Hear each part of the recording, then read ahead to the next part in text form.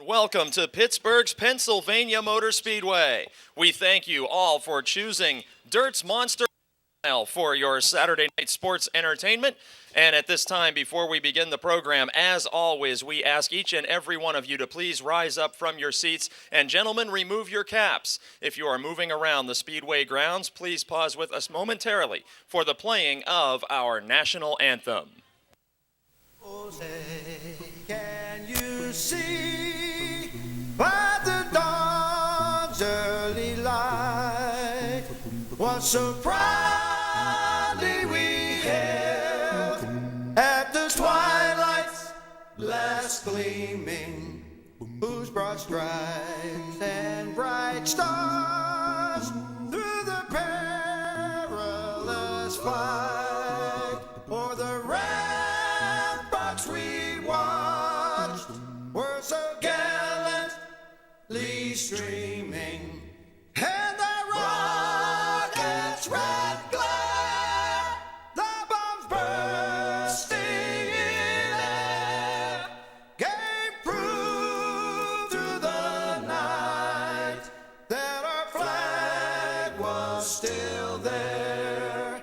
Oh, say does that star-spangled banner yet wave o'er the land of the free and the home of the brave.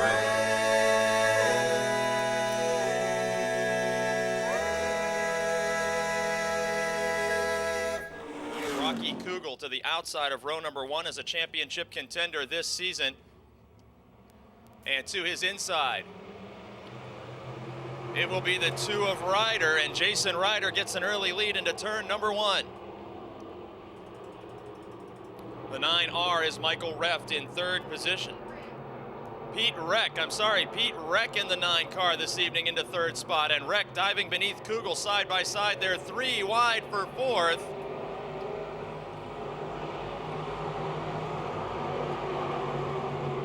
'75 of Colton Flinner is on the move at the 22 car, dropping out of competition. J.R. Wright, the West Virginian, heads pit side with a broken right front suspension piece. Sorry, that is Jeremy Klemock in the 22 car.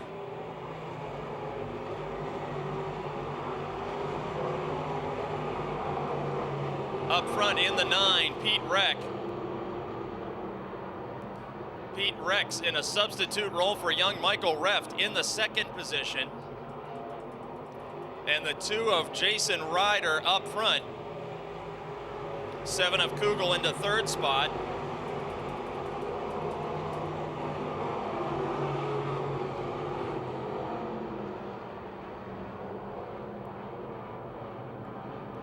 '99 of Bo Glemba, the man on the move now. He pulls to the inside of Kugel. Glemba started his career racing on the asphalt. Kugel started his career in the E-Mods. And now a change of position of third as the lead battle heats up. Pete Reck in car 9 closing in on the 2 of Ryder up front.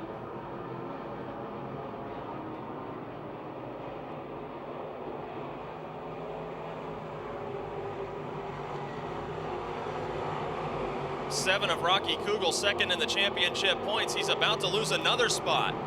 The 75 of Colton Flinner dives to the inside. For the moment, Kugel hangs on to the position, but he's got 2 heavy hitters closing in with 2 laps to go. It's going to be a 3-car battle for fourth position, and the 1 car on the move. Kyle Lucon takes 2 positions away in 1 lap. He moves around young Flinner and around Kugel at the same time to advance into fourth spot. Holding down third, it's Charleroi Bo Glemba. In the second spot, Pete Reck in car 9, a winner in this division several times. And the white flag waves out in front. In car 2J, Clinton, Pennsylvania's Jason Ryder in the Yangling-sponsored machine. Final time out of turn number 4. And at the checkered flag, Jason Ryder will win it.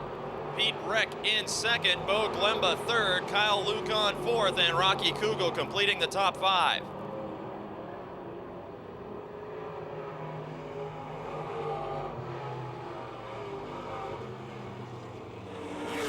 Another 8-lap contest. This will be the 99 of Bo Glemba. That was my mistake in the last heat race. Outside of him in car 93X, it's Justin Lamb. In the 84, it's Laura Lucan. As we are green for another 8-lap Pro Late Model Heat event sponsored by Brocker's Machine Shop. 76 of Dave Wade on the move. Former Super Late Model champion looking to the inside. We're 3 wide there briefly. 75 of Scott Schemp is out there as well in that 4-car fight for second, third, fourth, and fifth. Wade pulls even to Bo Glemba's 99. The last heat, that was the 09 car, and not the 99. It was Dennis Niederreiter, but this time it is Bo Glemba in third to the 76 now of Dave Wade.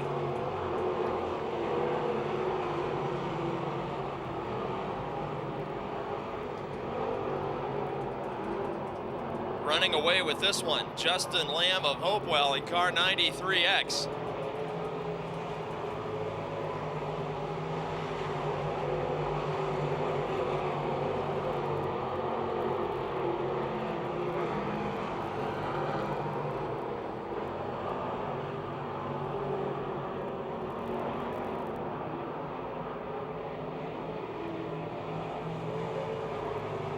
At the crossed flags indicating halfway, it's a big lead for the 93 of Lamb.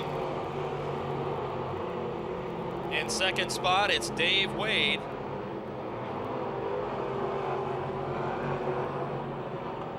In third, Bo Glemba.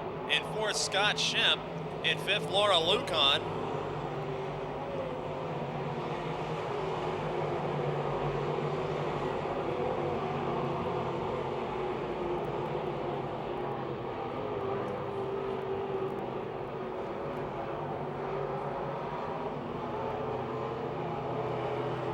Challenge developing for third, it's Schemp and Glemba, the 75 of Scott Schemp. That name no stranger to Pennsylvania Motor Speedway, and the 99 of Glemba, who converted from NASCAR late model racing on the pavement at the Motordrome Speedway.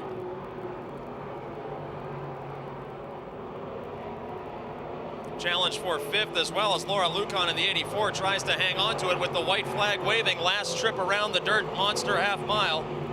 Justin Lamb in 93X put a hurtin' on this field in heat race number 2.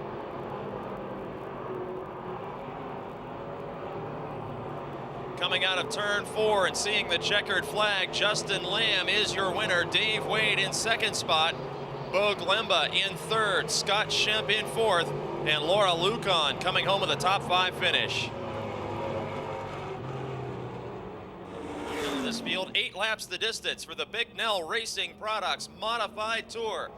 Joe Crawford is on the hammer. Dave Regis to his outside. We're green and racing. 8 laps the distance here in Motosaurus X at Dirt's Monster Half Mile. Early race leader is Joe Crawford. Rex King making a pass of Rick Hall, then closing in on Mike Turner. 65 car is on the move. In second spot, Regis drifts up a little bit high and opens the inside lane for Turner's 96 car. Crawford streaking away to about a 15 car length lead here early on as the action is fast and furious behind him, including this battle for second. Mike Turner in 96 and Rex King in 65 going wheel to wheel in turn 3. King on the outside, Turner on the inside. And the Ohio veteran will claim second position officially here on lap 2 of 8. Rex King Sr. in car 65, and we got a spin in turns 1 and 2. Dave Regis of Butler goes around. He rights the car, but the caution flag is already displayed, and Butler, Pennsylvania veteran Dave Regis in car 27, bringing out the first caution in the BRP Modified Tour. The Ohio veteran outside. Then it's Mike Turner in the 96, and then it's the 6, I should say, of Carl Murdick. Carl Murdoch having a great run here at the Monster Half Mile. He was a modified racer back when these cars were here weekly in the 1980s, but up front, Rex King in the 65 moves around Crawford, and Crawford makes a miscue. He pushes up to the cushion and will lose the lead at the midpoint of this event. Crossed flags halfway home. Rex King, the new leader in car 65. Joe Crawford in second, Mike Turner third. Challenge for fourth. The youngest driver on the Speedway in car 11 and the oldest driver on the Speedway in car 6. It's Brad Rapp and Carl Murdoch going at it for fourth, but up front we're side by side again, headed into turn 1. Joe Crawford goes all the way to the apron of the Speedway at the bottom to try and take the lead back from Rex King. They were wheel to wheel, and now King opens up about a 4-car length lead, but look at Crawford in car 25 getting a bite all the way at the bottom of the Speedway. Coming out of 4, Crawford pulls the slide job and will take the lead back officially. 2 laps to go, and Joe Crawford with an impressive inside pass of Rex King, the championship contender on the BRP Tour. Now let's see if King can grab a bite down low. They trade lanes in turn 3. King pinches the car off, and Crawford will get a 2-car length advantage, maybe 3, as the white flag is waving. Now King to the bottom once again on the back straight. Look at the run he got out of turn number 2. 2 veteran big block modified campaigners slugging it out for the heat race win here at Modosaurus.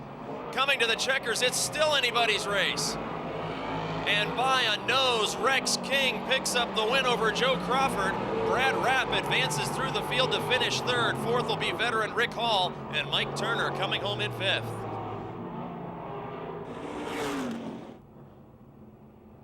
Set to go 8 more laps for the BRP Modified Tour. Garrett Crummert in car 29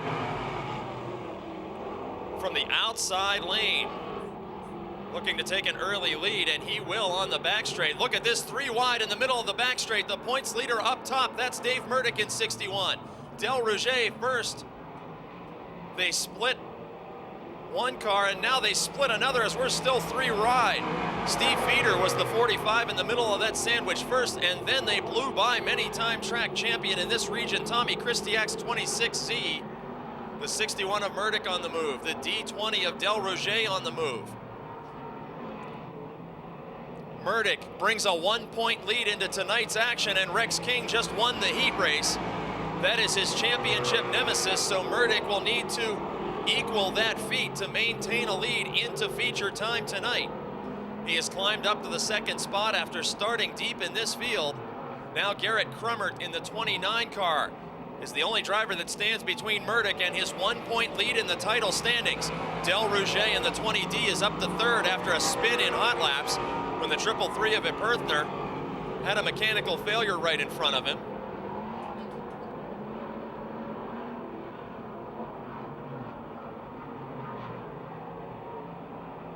Garrett Crummert, the race leader in car 29, sees the crossed flags indicating halfway.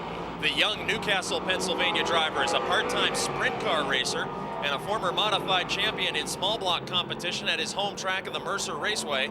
Dave Murdoch in 61, last year's Sharon Speedway champion. He's been a champion at several area facilities. He's riding 2nd right now in hopes of claiming another BRP Modified Tour championship. Then Del Rouget in the D20. He's won on this tour, and he started way back in the pack to advance in 3rd position.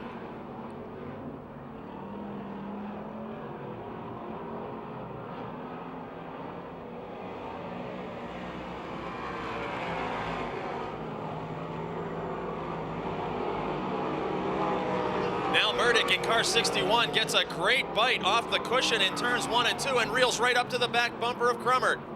Down to the bottom. And they're going to trade lanes in fighting for the lead. Now Crummert to the low side. White flag is waving. Murdoch takes over the lead with just 1 to go. Can Crummert fight back on the bottom? This time he will not have enough to maintain a run down the back straight. And quickly opening up a huge lead, it's the current points leader in the 2009 Bicknell Racing Products Modified Tour. Slippery Rock, Pennsylvania's Dave Murdoch takes the checkered flag over Garrett Crummert and Del Rouget.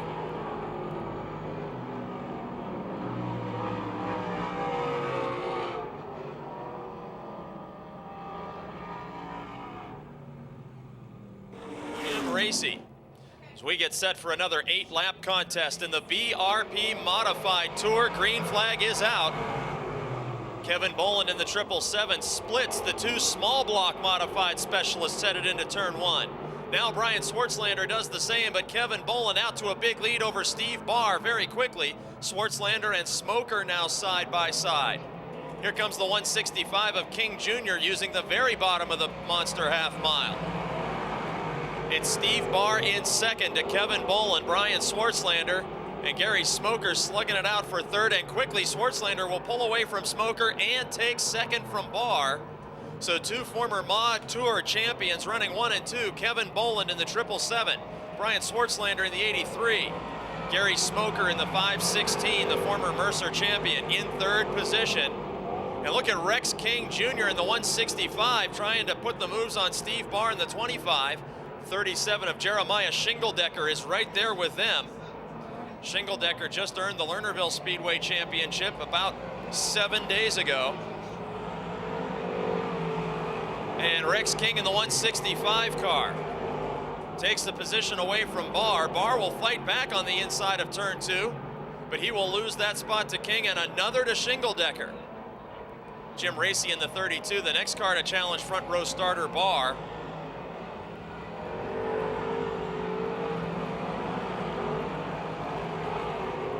At the midpoint of this event, it is clear that Kevin Boland may once again be the car to beat, as he is outdistancing Brian Swartzlander, a 4-track champion and former Tour champion in car 83, has a straightaway to make up if he wants to challenge for this heat race win, and that is just not going to happen in 3 more laps. Battle for third position is beginning to develop as Rexy King in the 165, who started deep in this field, closes in quickly on the 516 of Gary Smoker. They are bumper to bumper on the front straight. Smoker on the outside and Rexy King on the inside. King, the second generation racer, whose father is up for the Tour title this season, trying to challenge Gary Smoker, who's accustomed to a bullring racetrack of the Mercer Raceway on Saturday nights. White flag is waving. Kevin Boland with a huge lead.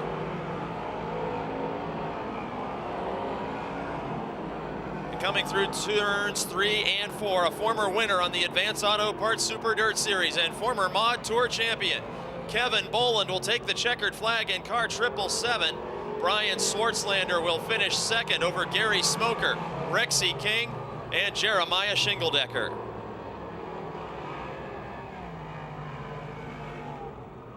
Inside, and former track champion Mark Banal in the T8 on the outside.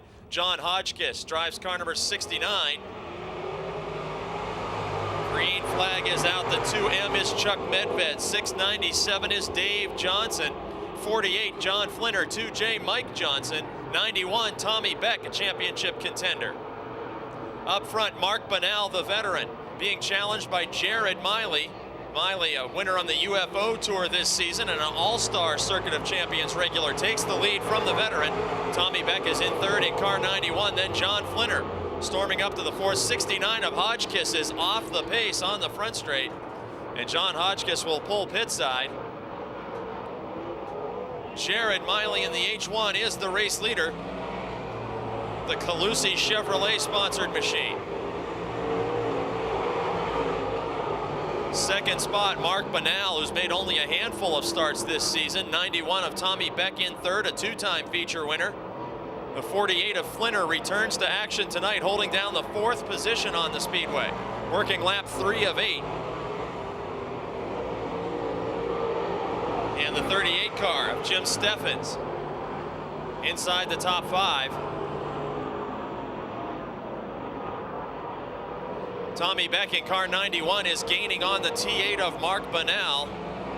Banal, who also has a son racing now in fast track late model competition, is in second for the moment, but Beck gains a couple of car lengths each lap as we're at the midpoint of this 8-lap heat for the dirt car super late models. Now Beck comes off the cushion and down to the center of the racetrack and still gains on Banal. John Flinner is 4th in car 48.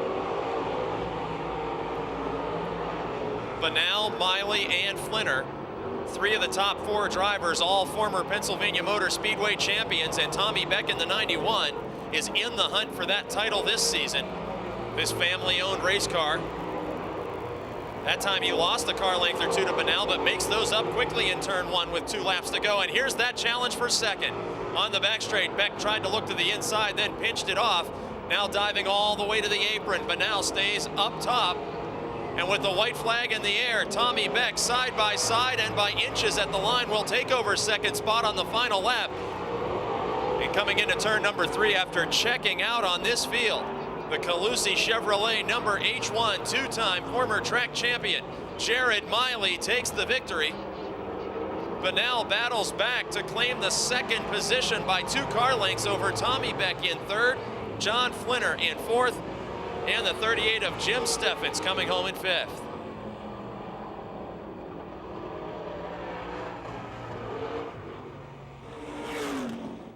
And outside the 1K, Kyle Lucan. 17L, Vince LeBoon, and we're stacked up here in turn 4. Green flag will come out. 99 is Ben Miley, 71M is Mike Bassage. Then the B1 of Brandon Waring, the 1C of Lynn Geisler. 32 of Tom Bateman out there. Look at this challenge for second. Ben Miley on the inside and young Kyle Lucan up high. Miley will settle in for third. Now the side-by-side racing is for fourth with Ohio's Bassage on the inside and Callery, Pennsylvania's Brandon Waring trying to make a pass up top. Waring will grab the 4th position.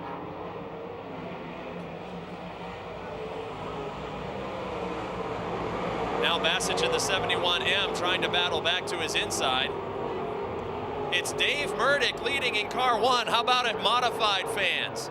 Dave Murdick here in a modified special event after winning his heat race in car 61 leads the way in this late model number 1. Then it's Kyle Lucan, also numbered 1. Ben Miley in third, the 99.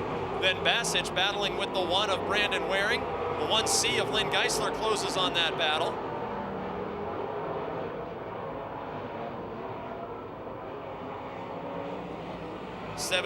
D car.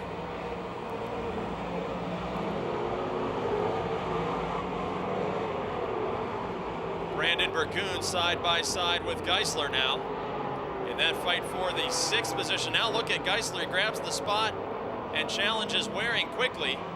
How many times has Geisler versus Waring been announced here at Pennsylvania Motor Speedway? But now it's Brandon Waring, 3 wide with Geisler and Burgoon.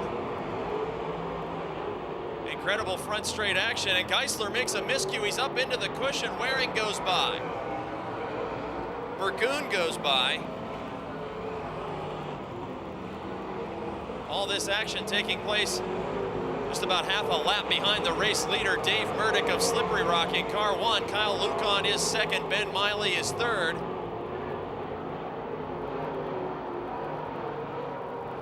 .32 of Tom Bateman, the lapped car that Dave Murdick faces as he takes the white flag into turn number 1 with a big lead.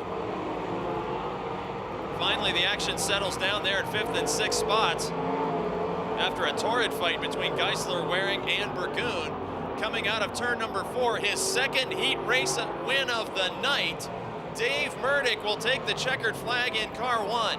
Kyle Lucan comes home with a 2nd place finish over Ben Miley in 3rd. Brandon Burgoon will get the position from Bassage at the line, followed by Brandon Waring. Time veteran Dave Slade from Bethel Park. To his outside, the 79 of Joey Catellis. Green flag is out. 45 is Pat Weldon. 39 is Mike Maughan. And Slade in the 4 car has Weldon to his outside very quickly. In the 9 car, Vince Kamiker moving into 3rd. Side by side up front though, it's Weldon in 45, the division points leader, and the 79 of Catellis.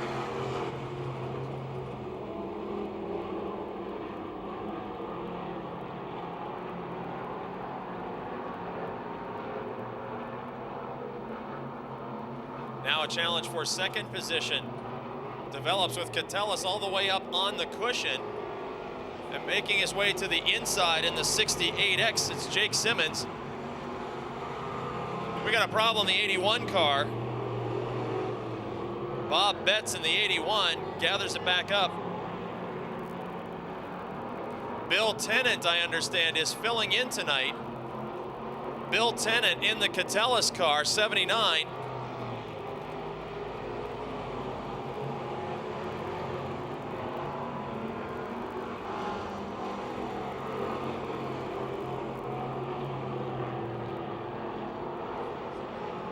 .45 of Pat Weldon, the race leader.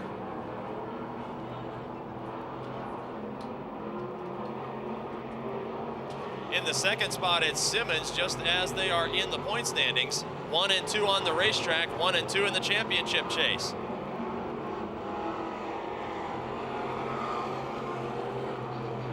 Third is Bill Tennant, the 9 car of Vince Kamiker in fourth. Then Slade hanging on to the 5th spot.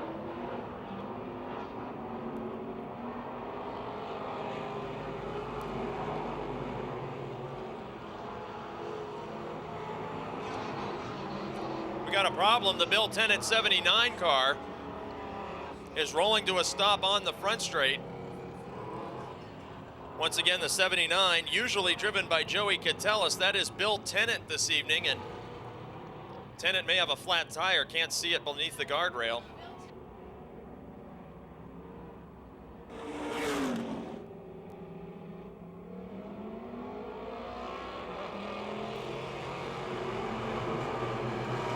And Weldon on the restart builds up a bigger lead than he'd had under green.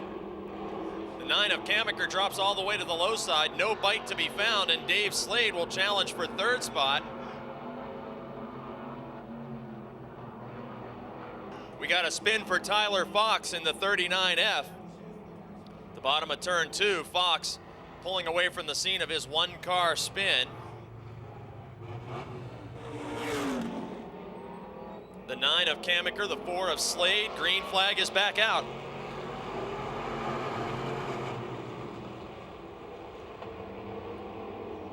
Pat Weldon must have an extra gear in that car as he leaps out to a 15-car length lead at the wave of the green flag. Incredible start. Now 68 of Simmons battles back around Kamiker. 2 laps to go, and who would think that the second place driver would hate to see a restart? In spite of double file, Weldon built up a huge lead, and now Simmons cutting that down just a little as we are late in the going here. The 9 of Kamiker, the 4 of Slade inside the top 4. White flag signals final lap. Simmons has cut that lead down to half. But without another caution, Weldon should go on. Weldon makes a mistake. Just as I said, he nearly has this one won. He drifts up through the cushion and nearly hits the outside wall. Now we've got a race of it, headed into turns 3 and 4. Simmons dives to the bottom. They're separated by 9 points for the championship. And coming out of turn 4, they're separated by only 2 car lengths as Weldon will take the checkered flag over Simmons with Kamiker in third, Slade in fourth.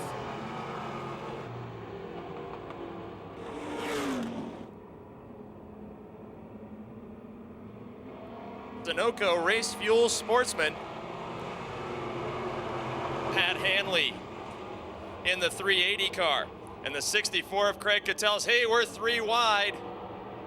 Nearly got him stacked up a little bit there. 39 of Mike Maughan into the third spot.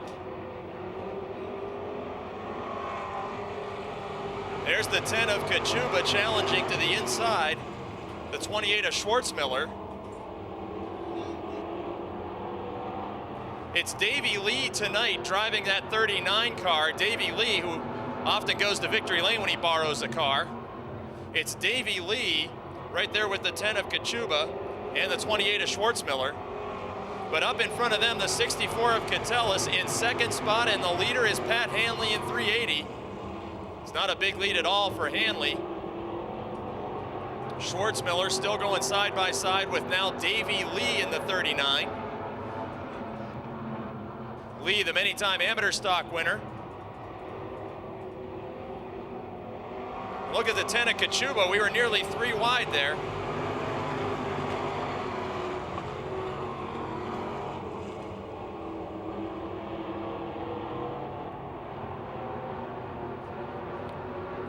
Sorting out single file in the top 3 now. Pat Hanley in the 380.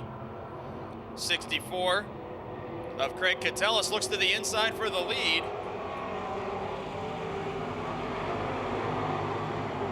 Not able to get it done at the midpoint of the event. 4 laps down, 4 laps to go.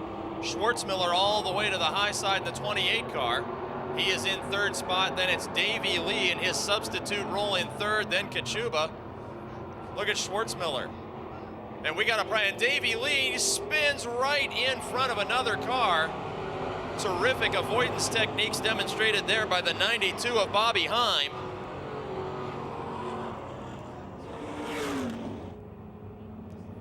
Set to go back to green with 3 laps to go. Pat Hanley, Craig Catellus, and now 3 wide. Bobby Heim on the inside. Nick Kachuba up high. Bob Schwartzmiller in the middle. And Bobby Heim in the 92 gains 3 positions into turn number 1. Officials now declared that the 92 of Heim jumped the start. Heim will be penalized 2 positions in the 92 car. Hanley still the race leader with 2 to go, has Catellus to the outside of him. And Catellus having a terrific launch off of turn number 2 to take the lead from Hanley. Kachuba used that same line in the 10 car. He's 3rd and challenging for 2nd. Then the 92 of Heim, who will be penalized at the conclusion 2 spots. White flag is waving. New race leader Craig Catellus.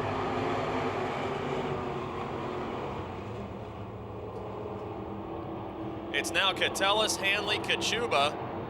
Then it will be Schwartzmiller as the 92 of Heim will be docked 2 positions for jumping that restart. Final time through 3 and 4. Can Kachuba challenge for 2nd spot? Heat race win will go to the 64 of Craig Catellus over Pat Hanley, Nick Kachuba. Then it'll be the 28 of Schwartzmiller.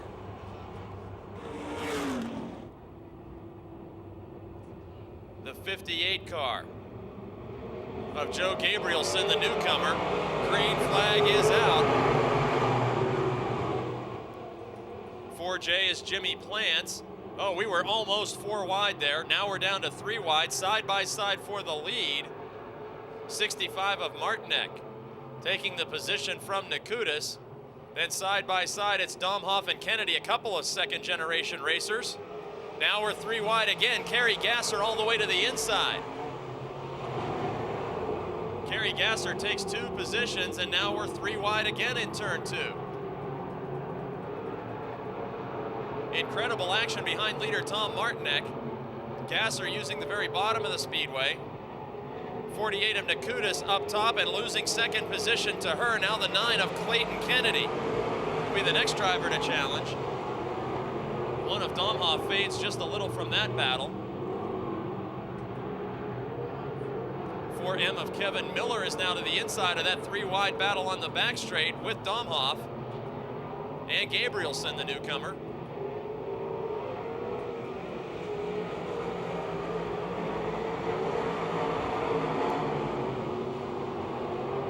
Five laps remaining. Race leader is Tom Martinek from Washington, Pennsylvania.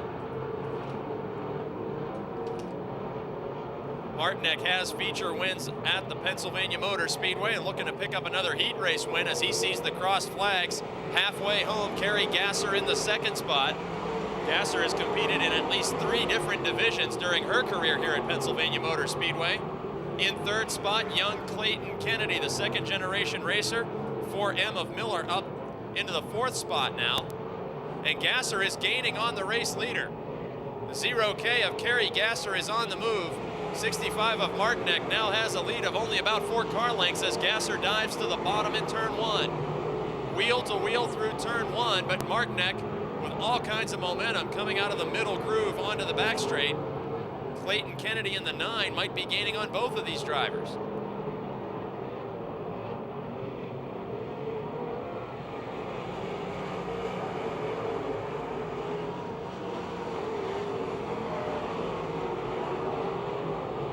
We got a spin in turn number 4. Yellow flag is waving.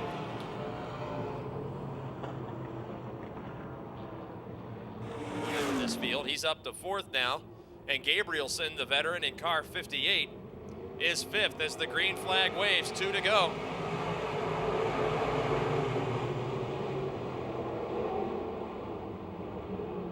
Gasser to the outside. She was challenging on the inside before, but takes the lead on the restart from the high groove. Martinek several car lengths back, and the man on the move throughout this heat race has been Kevin Miller in the 4M. The Toronto, Ohio driver now up to the 2nd spot. He started deep in this field, and now a pair of Buckeye State residents lead him.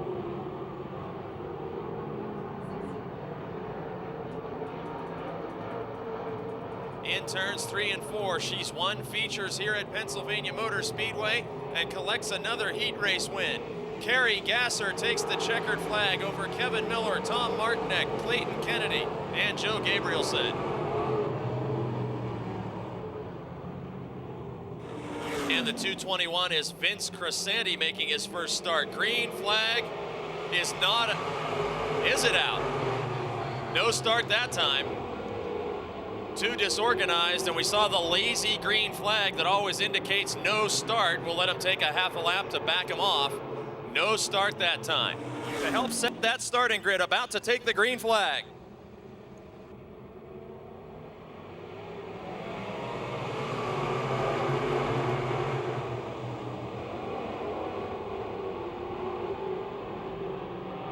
Three wide briefly for the lead there. The 12 of Charlier, championship contender, jumps out in front of the field. 17 of Stalder tagging the tail of this field as the green flag waves.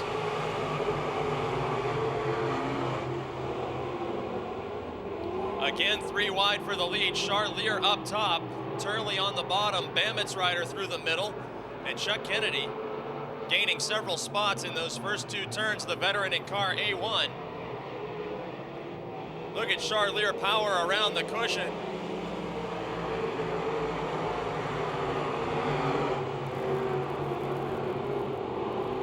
The race leader in car 12 is a 3rd generation race car driver. And he is out in front of Chuck Kennedy, JJ Bamitz rider, and the 51 of Bill Westlake.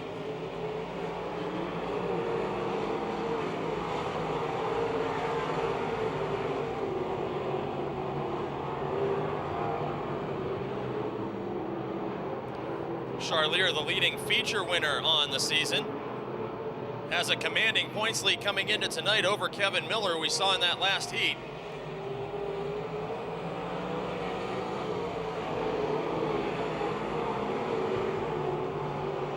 Chuck Kennedy in the 2nd position, using the highest lane of the Speedway. He's only raced here part-time this season while helping his young son Clayton get a modified career launched.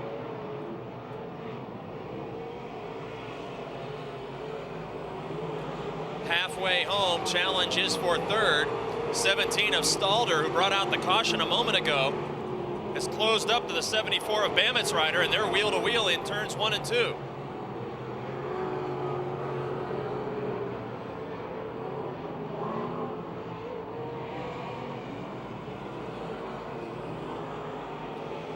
Look at Stalder on the inside, nearly making contact down the front straight with the Stush's Garage 74 of Bamitz rider. Stalder has won features here at Pennsylvania Motor Speedway. He's trying to take over that 3rd spot with 2 laps to go. Both of those cars now drop all the way to the inside, and Bamitz rider nearly loses the handle. He makes a save, but that surrenders the position to Stalder.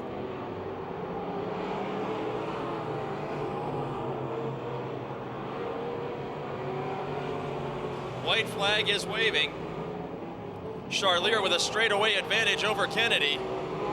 And Stalder quickly reeling in the 2nd place car, but he will not have enough time to challenge for yet another position after recovering from that spin. In turns 3 and 4, all the way against the guardrail, picking up the heat race win. Current points leader, Daryl Charlier, will win it. In second spot, Chuck Kennedy. In third, J.E. Stalder. In fourth, J.J. Bametsrider. And fifth, Vince Laboon in 17L.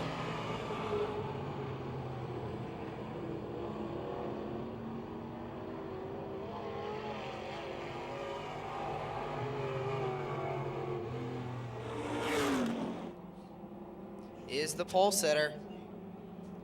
Brings him down out of turn 4. He'll take the green flag coming down the front straightaway. Garrett O'Patchen gets a good run. He's now to the outside of Dan DeShide, trying to take the second position. Tony White hangs on to the lead through the first turn. Garrett O'Patchen right behind him, followed by Dan DeShide. 3 wide down the back straightaway, Jason Herniak, Rich Mason, and Brian Hutchko. Dan DeShide sideways in turn 4, but Tony White hangs on to the lead with Garrett O'Patchen right behind him. Brian Hutchko now occupies the third position. Gives O'Patchen a bump now coming down the back straightaway. O'Patchen moves to the outside of Tony White, trying to take the lead. Side by side in turn 3 for the lead. O'Patchen gets a good run off the inside.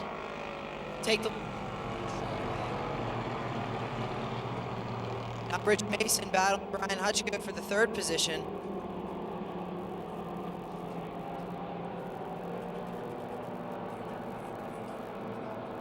Rich Mason now moves to the inside of Tony White, trying to take the second position away. 3 wide in turn 3. Coming off of turn 4, it's still Garrett O'Patchen.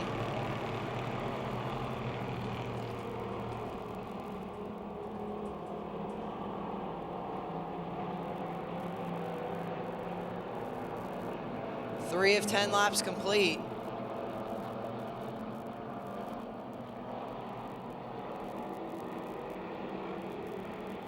Garrett O'Patchen hangs on to the lead. Tony White trying to run him down.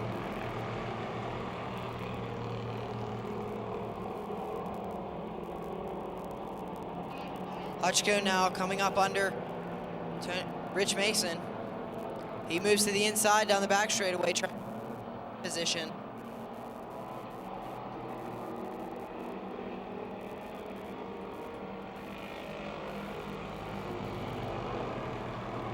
Side by side down the front straightaway. Hutchko edges ahead. He'll pull in front of Rich Mason. Single file down the back straightaway.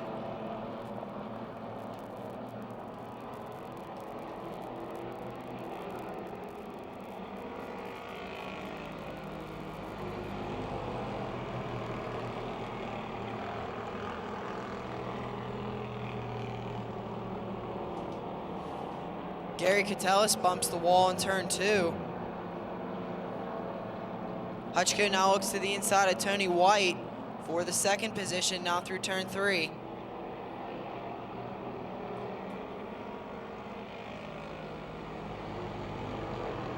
Side by side down the front straightaway, both trying to catch Garrett O'Patchen.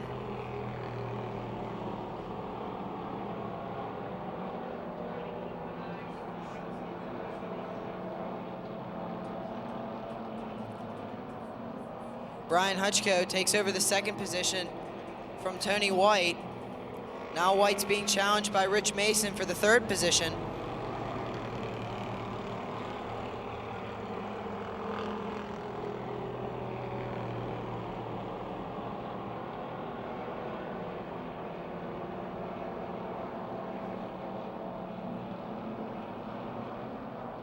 Brian Hutchko gaining on Garrett O'Patchen, takes a look to the inside coming out of turn 4, but O'Patchen takes the white flag.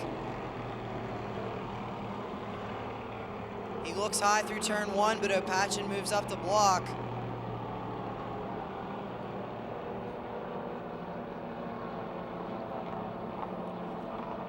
Hutchko moves to the inside through turn 3. He slides up, can't make the pass, gets bumped from behind and hits the wall. Checkered flag is waving for Garrett Opachin. Second place taken by Gary Catellis. Rich Mason takes the third position.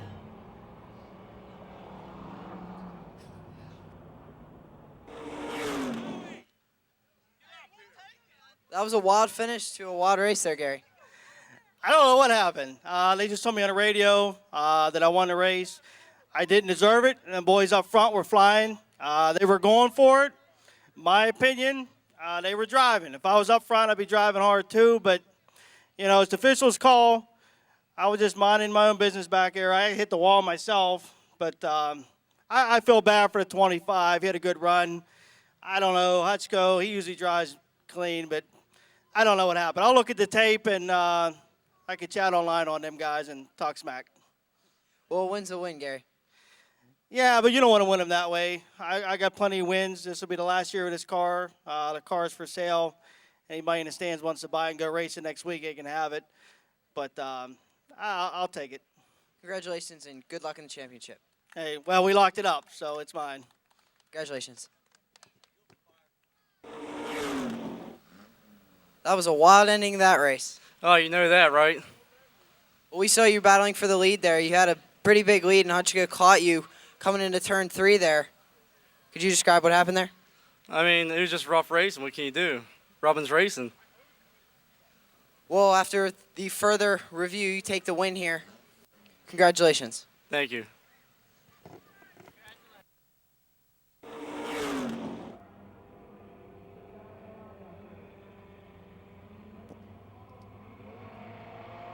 Danny White takes the green flag. Joe Gumbash gets a good start. They are side by side for the lead. Danny White and Joe Gumbash going through the first turn.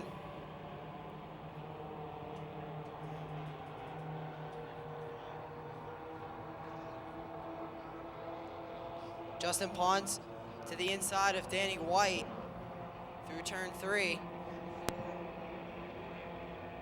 They are tied for the point lead currently. Joe Gumbash starting to pull away. Now Tyler Atkinson, last week's winner, wants to join in the duel for the second position. They're 3 wide through turn 2.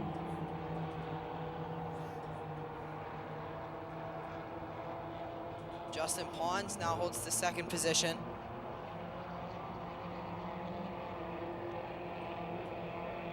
Joe Gumbash still leads.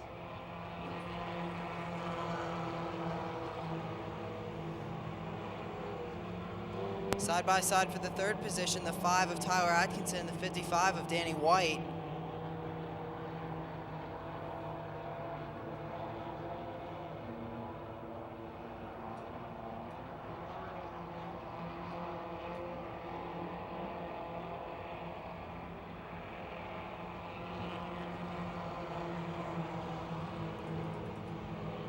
Three of 8 laps complete for Joe Gumbash.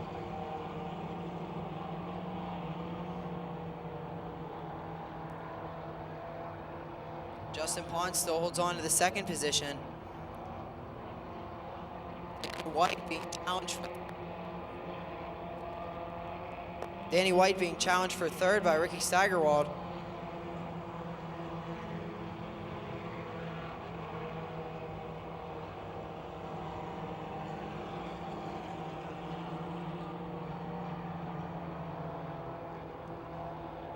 Alec Bronaszewski pancaked the wall in turn 2.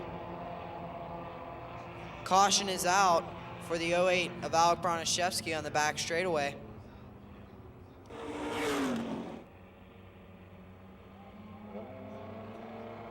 Joe Gumbash takes the green flag. He gets a good restart down the front straightaway.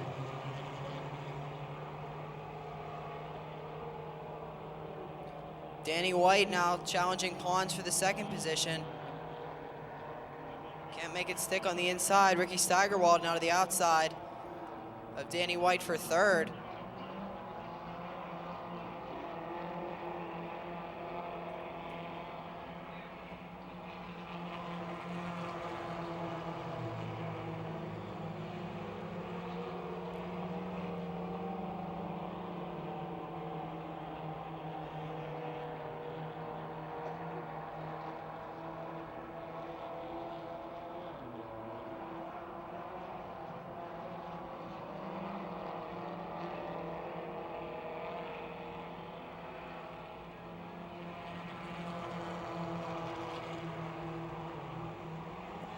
Joe Gumbash, your leader, brakes on the front straightaway. Tyler Atkinson swerves to avoid, but makes contact with the outside retaining wall. His car comes to a stop in turn 2. Pons and Danny White tied for the lead in points. Justin Pons takes the green flag now coming out of turn 4, but Danny White takes the lead down the front straightaway.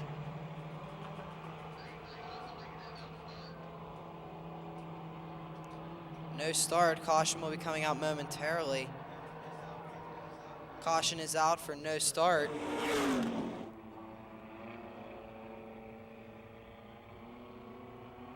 Justin Pons takes the green flag.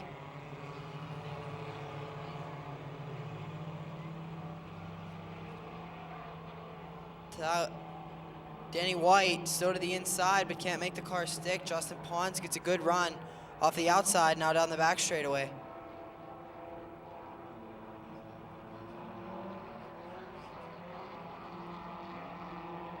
Ricky Steigerwald now moves to the inside of Danny White for the second position. White flag for Justin Pons. Ricky Steigerwald now chasing Justin Pons. But Danny White will not relinquish the second position easily.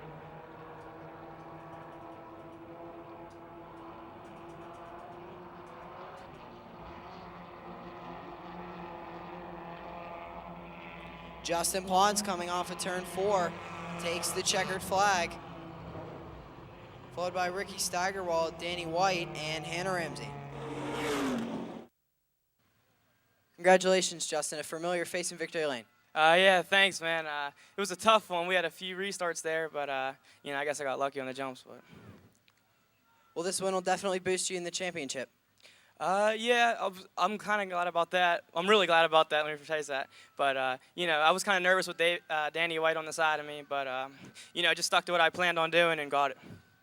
Any sponsors you'd like to thank? Yeah, Pons Auto Body, Pons Auto Service, Panther Hollow Inn, Fran Pons from Northwood Realty, and Motive Tools and Parts, and everyone who helps out with the car, my mom, my dad, and my brother, and everyone who helps out.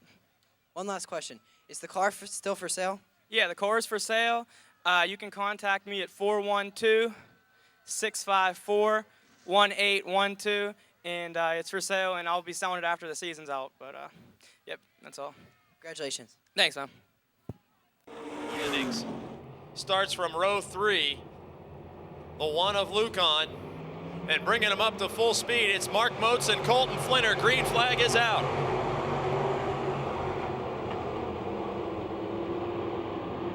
We're briefly 4 wide there in turn 2, and Dave Wade gets pinched to the bottom in 76. Wade gathers it back up like a veteran, but loses several positions. Leader of lap 1 will be Moats in car 15.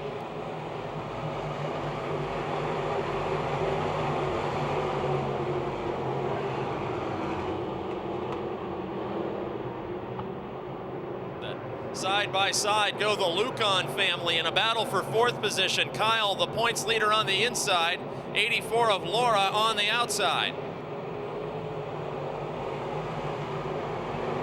Brother and sister about to trade stickers on the front straight as they were racing very close. Laura has the momentum up high and will take over 4th position from her brother. The 09 of Denny Niederreiter now dives underneath Kyle Lucan in the 1.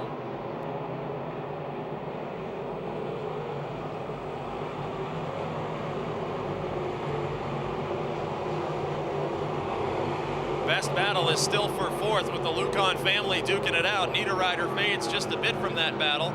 Moats is all by himself, way out in front. Colton Flinner is 2nd, then Rocky Kugel. As we watch brother and sister fight for 4th, the 84 of Laura Lucan, the 1 of Kyle Lucan.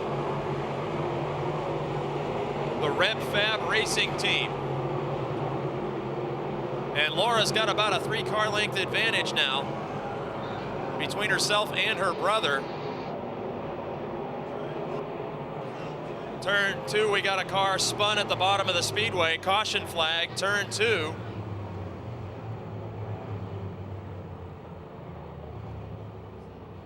At the inside guardrail in turn number 2, there's a machine facing the wrong direction on the apron.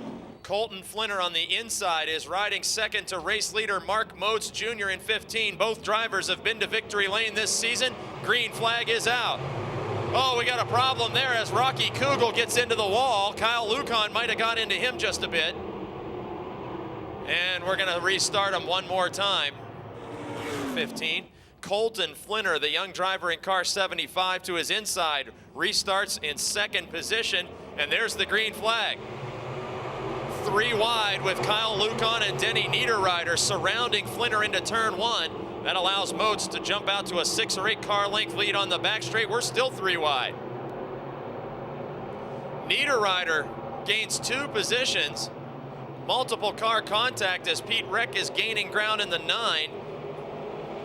And Kyle Lucan in the 1 was the first driver to challenge Flinner. He's not yet completed that pass, which will now be for 3rd.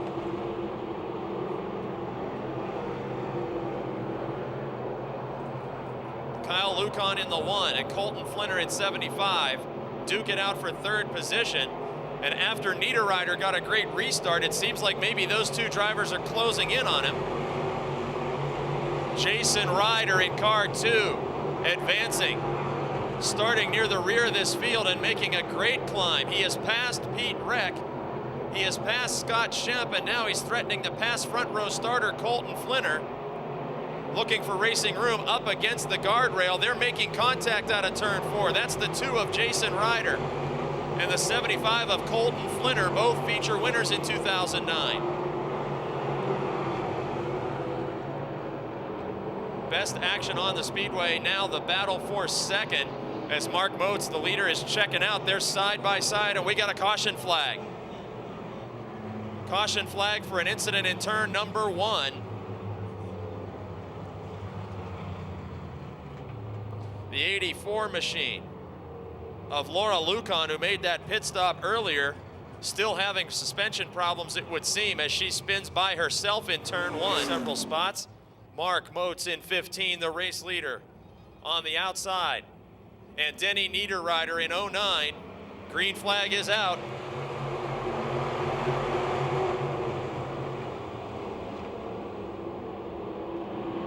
Moats again taking the lead. Niederreiter's great restart the last time, not enough to catch the leader. Here working lap 7. Flinner back into 3rd and 3 wide for 4th. Ryder on the bottom, Reck in the middle, and Lucan on the top. Colton Flinner in the 75 with a very tight handling race car. And now Lucan finds new life. He passes Ryder. Not many drivers have done that so far here on lap 8. Now it's Lucan and Flinner battling again for 3rd position.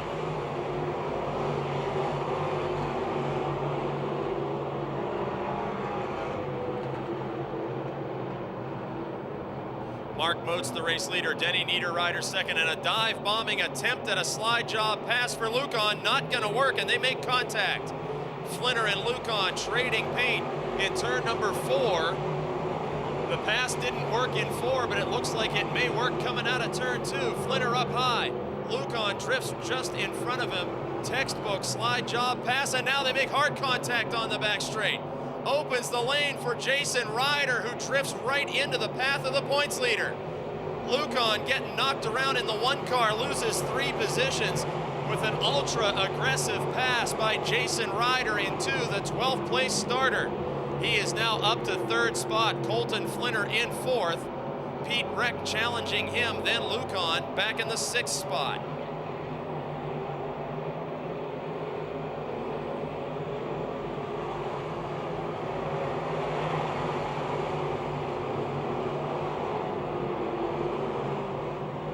Race leader Mark Moats Jr. in car 15, the Hookstown, Pennsylvania racer, putting the 75 car a lap down. That is the newcomer, Kevin Cohan, and he's got a mechanical problem. Moats' lead is over half a straightaway over Denny Niederreiter at this point, then the 2 of Jason Ryder. Although he started 12th, you have to wonder if there's some damage to that car, and he plowed across the front of Kyle Lucan's number 1.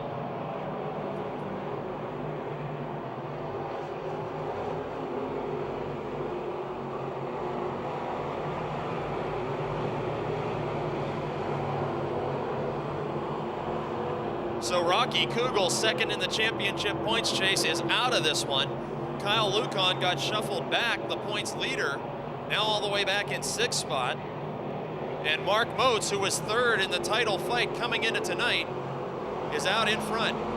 Side-by-side action headed into turn number 1. It's the 7 of Alatella and the 99 of Bo Glemba. They are just behind Lucan, fighting for a top 10 position. We got a car into the wall in turn 1, caution flag. Believe that is the 8 car. Dusty Curry into the outside retaining wall in turn 1. Moats Jr. is the race leader. Denny Niederreiter, looking for a first win of the season, is inside in 2nd. 3rd spot is 12th place starting Jason Ryder, and 75 is Colton Flinner. And Moats with the great restart again, opening up that lead on the back straight. Let's see if Ryder, the most recent car to join the top 5, has anything to say about this one, as he's climbed from 12th. And now Lucan, and look at this, Ryder pushes right up the banking into the path of Alatella, creates 4 wide on the front straight, but we stay pointed the right direction. Kyle Lucan, the points leader in the 1 car, is back up to the 3rd position where he once was early in this event. In turn 2, we have a car slowing to a stop. It's Alatella making his debut in the 7C car. The former super late model champion brings out the caution with 4 laps to go. Low pace restart to the cone. There's the green flag, 4 laps remaining. Lucan in the 1, maybe a man on a mission after getting shuffled back so far in this field.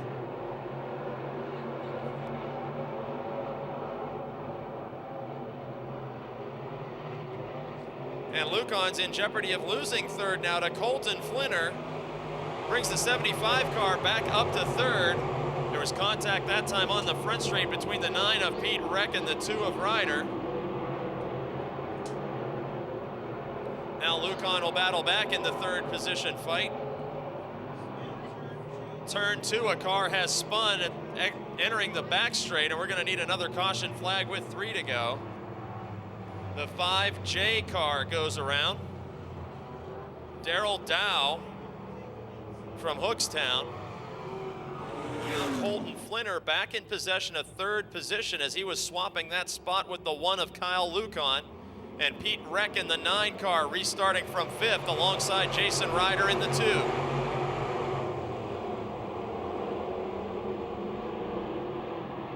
Oh, hard contact. Colton Flinner is hard into the wall. He collects another machine. I believe that's Bo Glemba's 99 car. That was a violent impact in turn 2. Red flag is out. Colton Flinner went airborne after impacting the outside retaining wall head on. And the 99 of Bo Glemba, with no place to go, plows right into that machine. Colton Flinner and Bo Glemba, the 2 cars stopped outside of turn 2.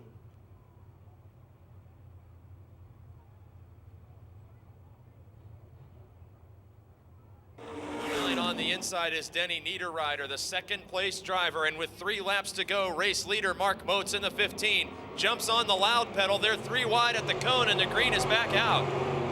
Kyle Lucan in the 1 went 3 wide right at the cone, trying to take a spot away, but instead, Pete Reck in car 9 is the man on the move. Dave Wade gains 2 positions in 76. Lucan falls back, and now Niederreiter has a challenge in the form of substitute driver Pete Reck, driving the Michael Reff number 9 car. With 2 laps to go, Moats continues to pull away from this field. Reck gains now on the 09, but has to jump on the binders to avoid contact. Dave Wade, after that early race incident that found him getting shuffled backwards, is now in 4th position as he has passed the 1 of Kyle Lucan. White flag signals final lap for the Brockers Machine Shop Pro Late Models. Mark Moats with a serious lead over this field. Niederreiter hangs on to 2nd. Pete Reck with a late race charge up to 3rd. And coming out of turn number 4 to pick up his 3rd feature victory of the season, Mark Moats Jr. wins it. Denny Niederreiter finishes in 2nd. In 3rd, it's Jason Ryder who Sorry, it's Pete Reck in car 9. Dave Wade in 76 and Kyle Lucan completing the top 5. Well, Mark Moats, that was an absolutely dominating performance tonight, but that was a long race. Could you tell that they were getting frisky behind you and all kinds of contact out there? I was just trying to keep them all behind me. I knew Dennis and Kyle were there, just trying to get out away from them too. You had fantastic restarts tonight all night long. Most of the time the leader doesn't want to see that, but boy, from the high lane of the Speedway, you really rocketed out to the restart. Were you concerned at all when 3 different drivers lined up to your inside on those restarts? Did you have any concern about all the caution flags? No, not at all. He's been messing with the carburetor and got this thing where it just, if I'm stuck back in traffic, I can't get on the floor. I mean, he's got that car going that good. And a chance to thank your sponsors and crew. Brian for doing the decals, my family, my fiance, everybody. There he is, ladies and gentlemen, the 3rd win of 2009 in the Brockers Machine Shop Pro Late Models, Mark Moats. Show these drivers that you want to see 30 laps of ground-pounding action. Wave your hat, wave your girlfriend, wave whatever you have. They can't hear you, but they can see you. Send them off in style, the BRP Modified Tour at Pennsylvania Motor Speedway. 4 wide to salute the fans and set to do battle for 30 laps.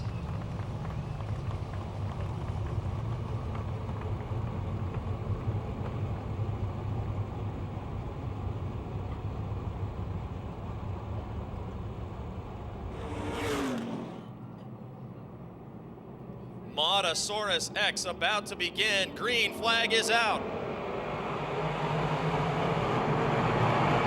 Contact on the front straight as Rex King Jr. launches airborne over the 29 of Garrett Crummert, and Crummert may be rolling to a stop in turns 1 and 2.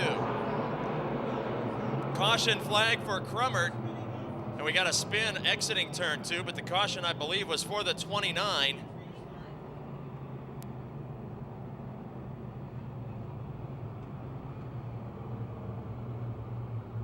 The driver of car 29 from Newcastle, Pennsylvania, Garrett Crummert, the former Mercer Raceway Park track champion in the small block modifieds.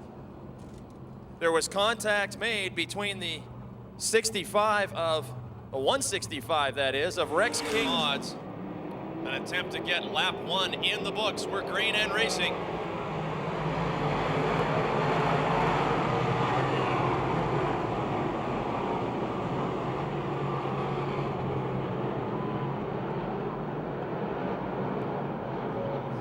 A surprising challenge on the back straight. The small block 516 of Gary Smoker challenging Schwartzlander as Ryan Hall is banging off the guardrail but continues through turns 3 and 4. Caution flag is out. In turn 2, the 15B car has spun, getting lap 1 into the record books. Rex King with a great jump over Kevin Bolin. Green flag is out.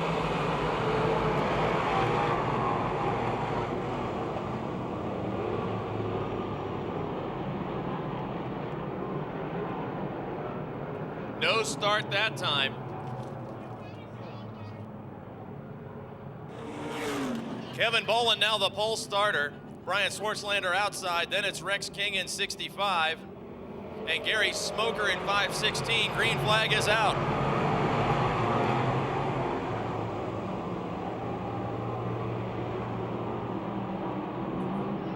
Brian Schwartzlander has taken the lead as the 777 of Bolin rolls almost to a stop out of turn 2. Caution flag is out. He's back in line, so the new front row with 1 lap in and 29 to go. Leader Brian Schwartzlander from the outside lane. And second place Rex King down low, take the green flag.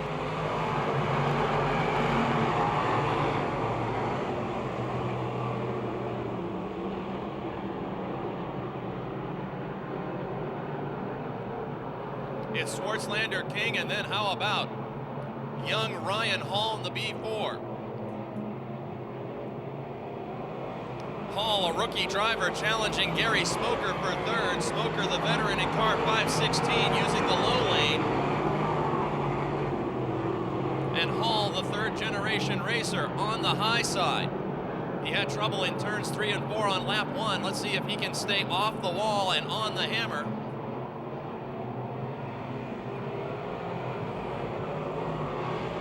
Smoker holds on to third. Del Rouget in the 5th spot just behind Hall.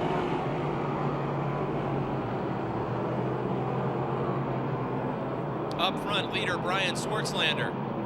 At one point in his career, Swartzlander locked up 3 track championships in the same racing season. And the McCutcheon Enterprises 83 is at this point running away from the 65 of Rex King. Gary Smoker all by himself third. Now it's Del Rouget in 4th after he made a pass of young Ryan Hall. Then the 37 of Jeremiah Shingeldecker, the 2009 Lernerville Speedway champion, looking to the inside of Hall in turn 1.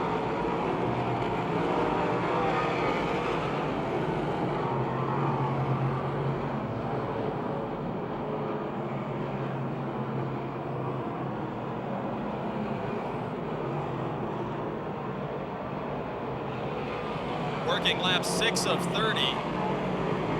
And it would seem that perhaps Rex King is gaining back just a little bit of the Brian Swartzlander lead. They move around the 15 of Dylan Barr, going a lap down.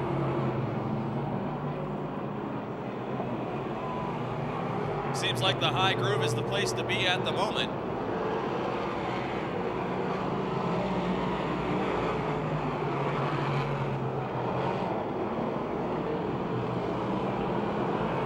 Swartzlander, the race leader, approaching the 76 of longtime veteran Ted Ryan, put him a lap down.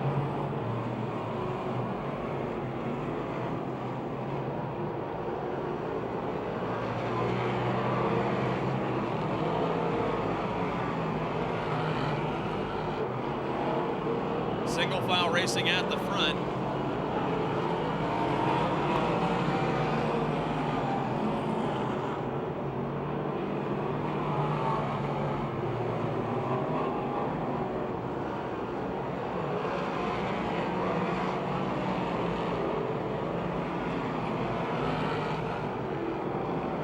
Swartzlander, the race leader here on lap 9. Rex King closing in quickly in turns 3 and 4. Rex gained about 3 or 4 car lengths that time alone in turn 3. They move around the 72 machine to put Mike Miller a lap down. He started toward the front of this pack.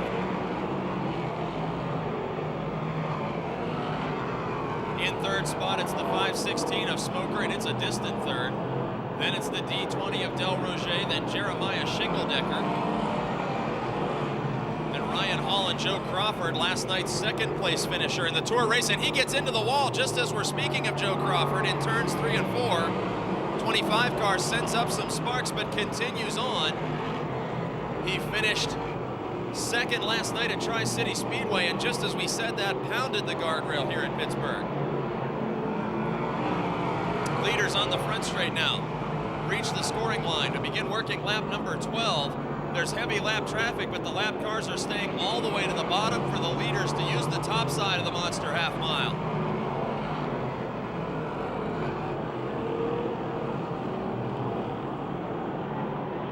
Looks like the cushion is going away just a little bit, as we've seen 2 drivers already pound the guardrail and continue. Several others may be next as that cushion disappears with the heavy weight and high horsepower of the big block modifieds. Good race shaping up in turn number 2 and headed down the back straight.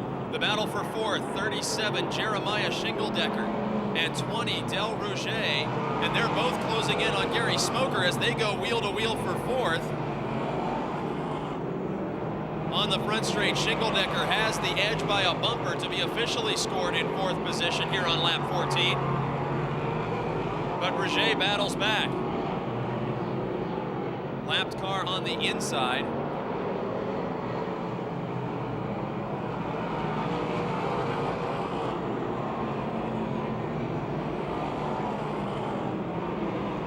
In turn 4, we were nearly 3 wide for 3rd as the Shingeldecker-Rouget battle have closed in on Smoker, and they are 3 wide. In turn 2, the 516 of Smoker up high. Roger in the 20. Here comes Shingledecker in 37. MD powering to the inside. We're 3 wide again in the battle for third. Low is Shingledecker. Middle is Roger. On the high side, Gary Smoker, who's held the position since the drop of the green flag. We're on lap 16, and Roger now takes that spot. Smoker threads the needle between Roger and Shingledecker. B4 of Ryan Hall is just about to make this a 4-car battle for top 5 positions. Hall again very close to the outside retaining wall and may have touched the guardrail. But it's Del Roger with now a car length and a half advantage in 3rd position over Gary Smoker in 4th. Up front, the lead battle has drawn closer in turn number 4. Headed down the front straight, Brian Swartzlander. The Precise Racing Products 83. And the King Brothers Feed and Supply number 65 of Rex King. King, the Ohio driver, victorious last night at a track where Swartzlander is a former champion, the Tri-City Speedway. And King has methodically chopped down the lead of Swartzlander.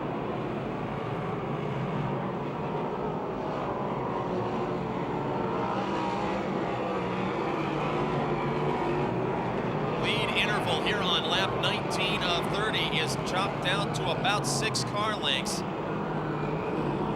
And Rex King is just fantastic in turn 3. Down the front straight, Swartzlander seems to open that lead up a little bit more, but Rex King has definitely got the handle in turn number 3.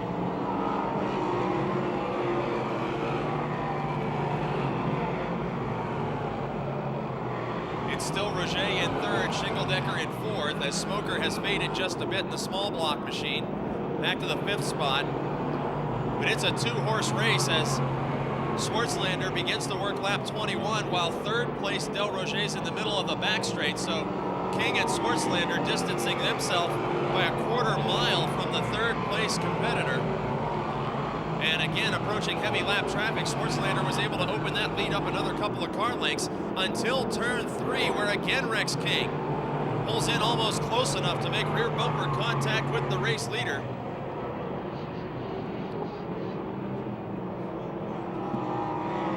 We got a caution flag because turn 4, the Brad Rapp number 11 car has rolled to a stop, headed down the front straight. Brad Rapp in car 11, bringing out the caution flag. Inside starter Rex King in 2nd position. Outside front row, Brian Swartzlander, the race leader. 8 laps to go, green flag is out.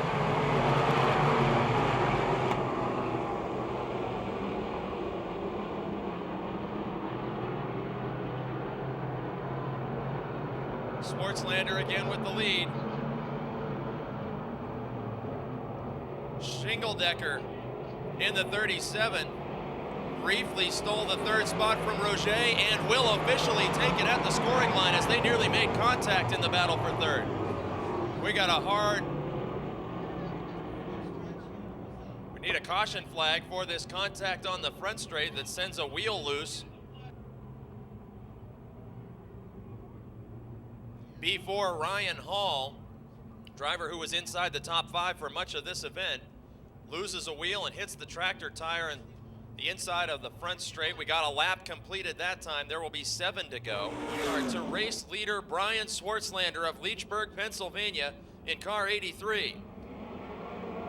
Jeremiah Shingledecker in 37 has made a big move toward the front. Shingledecker started deep in this field, and the leaders are side by side and nearly making contact.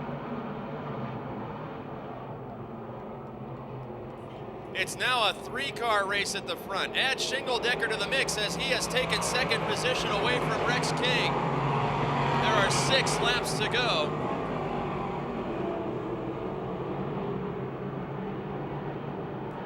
15th place starter Jeremiah Shingledecker is now the runner-up on the racetrack.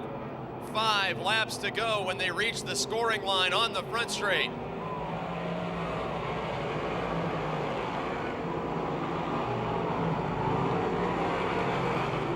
Rex King back in third, Del Rouget in fourth, Gary Smoker in the small block car hanging on to a top 5. We got a caution flag.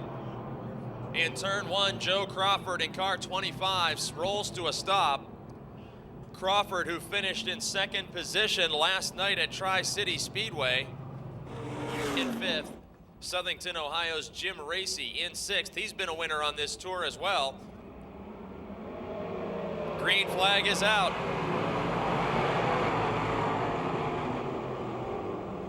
Up from 15th position, can Shingledecker challenge for the lead? They're 3 wide for second.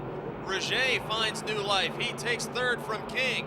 Challenges Shingledecker for second. They're both gaining on Swartzlander just a bit in turn 3. 4 laps to go. Shingledecker started in 15th, and just behind him, Jim Racy started in 18th, and he's into the 5th position, passing Smoker's 516 car.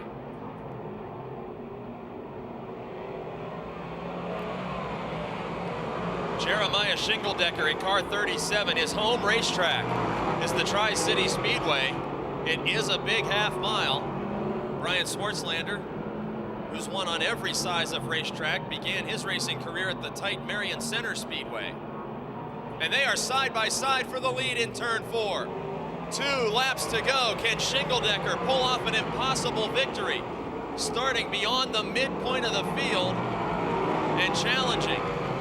Both drivers at the front of this field are Lernerville Speedway champions. Swartzlander several times over. Shingledecker just crowned a week ago.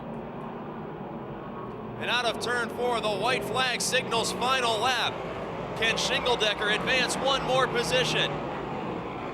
Can Swartzlander turn around a dismal weekend after a 26th place finish last night? Rouget is third. Rex King is fourth. And coming out of turn 4 to win Motordrome X at Pennsylvania Motor Speedway, the BRP Mod Tour win goes to Brian Swartzlander over Jeremiah Shingledecker, Del Rouget, Rex King, and Jim Racy.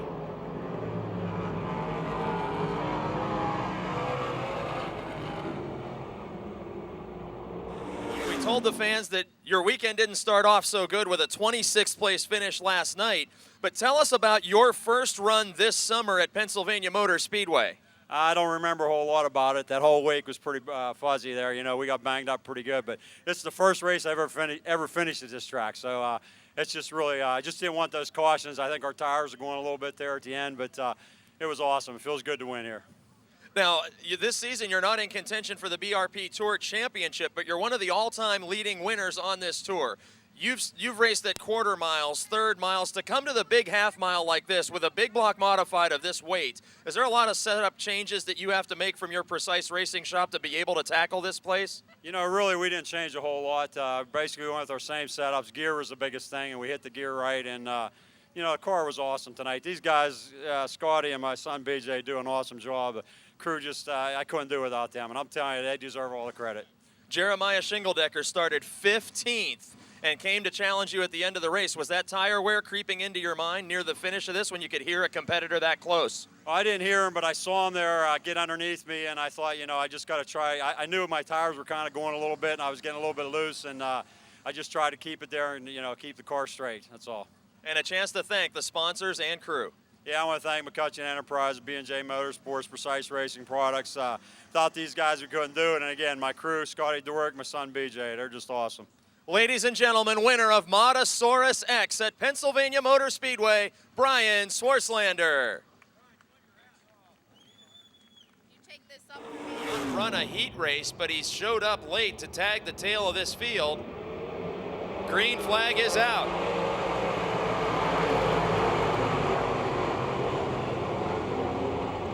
Brandon Waring pushes straight up the banking. That allows Mike Johnson to open up a big lead early on in this event. 71 of Bassage now looking to challenge for second. Flinter's in the middle of 3 or maybe 4 wide, trying to move around Steffens and Burgoon, the points leader.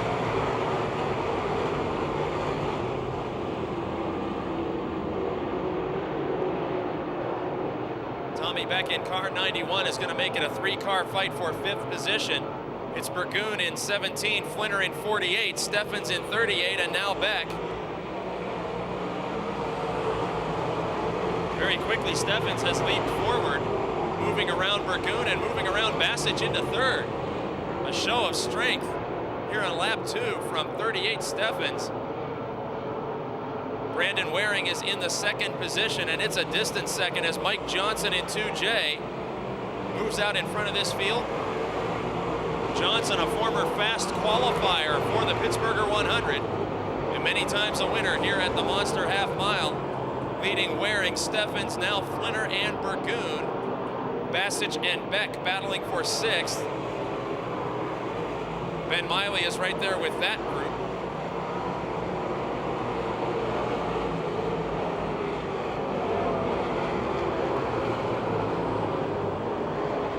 And now Bassage loses 2 positions in the 71, maybe 3 spots, as Burgoon and Beck both roar by him. The 99 of Miley will be the next driver to challenge Bassage.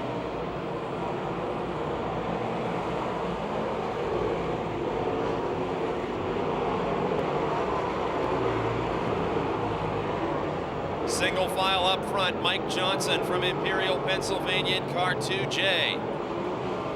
A former winner at Pennsboro Speedway in Northern All-Star sanctioned competition. Leading the way over 2nd generation racer Brandon Waring.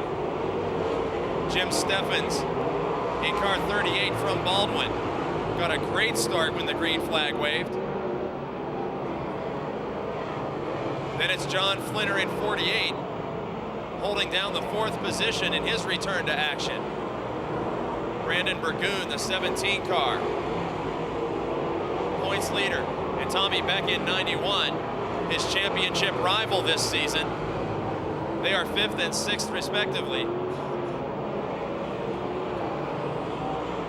Challenge for 2nd spot on the front straight. Steffens looks to the inside of Waring. Waring's car seems to be pushing with a serious tight condition. Steffens now falls back a couple lengths.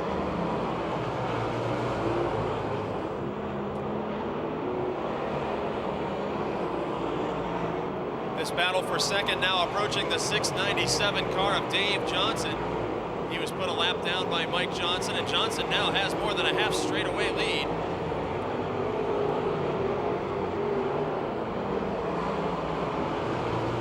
In turn 3, all the way to the bottom goes Steffens. And he is door to door for the 2nd position with young Brandon Waring.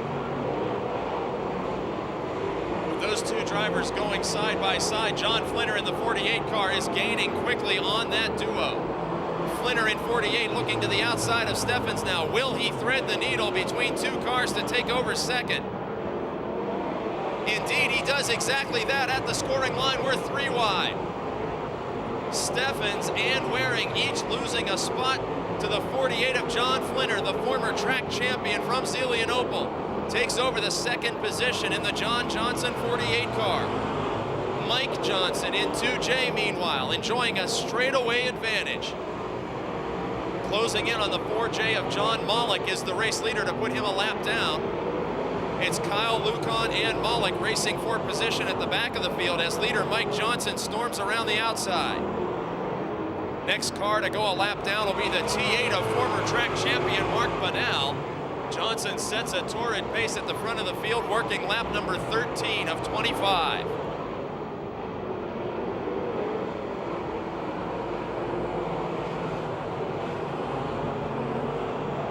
On the back straight, the championship contenders go door to door again. Tommy Beck in the 91 and the 17 of Brandon Burgoon. Jared Miley has joined this battle, and they have closed in on the 4th place car now of Brandon Waring, with Steffens all by himself in 3rd. 48 of John Flinner in 2nd position is gaining slightly on the leader, but the best action by far is this 4-car battle in turns 3 and 4. For positions 4 and 5, Jared Miley in the H1 now splits the championship contenders. It's Tommy Beck in the 5th spot, Jared Miley in 6th, Burgoon in 7th, And Beck is gaining on the one of Waring, who's holding down the 4th position. Look at Miley charge to the inside. Miley with an amazing slide job, gains 2 positions in 1 corner. Contact nearly made out of turn 4 as Miley makes it official at the scoring line. He is now the driver in 4th place. Tommy Beck in 5th. Brandon Waring back to 6th.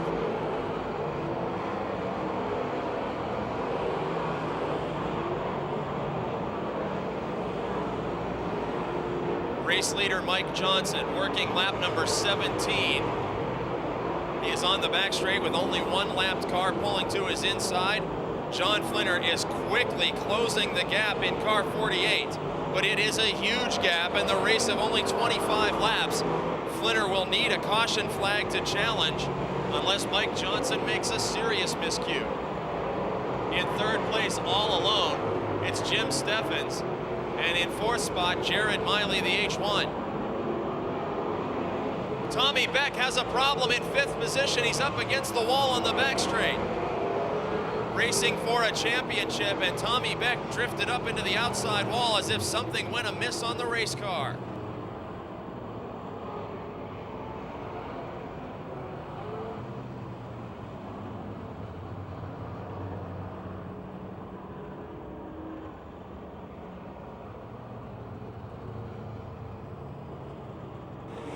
Ben Miley, the 1 and 99. At the cone on the front straight, 6 laps to go. Mike Johnson and John Flinner bring him up to full speed.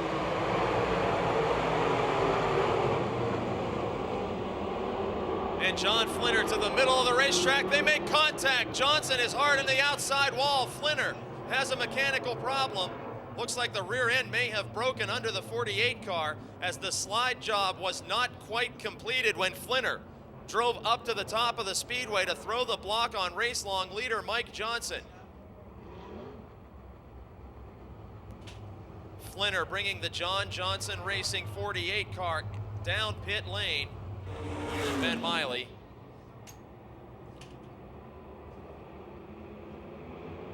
Green flag waves. 6 laps to go.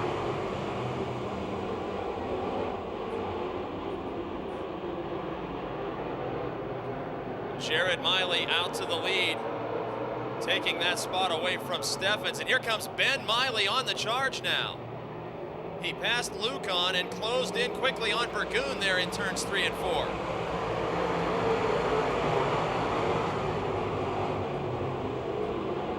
Kyle Lucon sparks against the outside retaining wall, moving around Brandon Waring into 5th spot. Lynn Geisler will be the next driver to challenge Waring. A trio of cars numbered 1 fighting for the 5th position now. And Jared Miley has opened up a huge lead in the H1. Steffens was all by himself in 3rd spot a few moments ago, then took the restart as the leader after that 2-car crash and is now all by himself in 2nd with Burgoon in 3rd. Ben Miley in 4th and Lynn Geisler in 5th.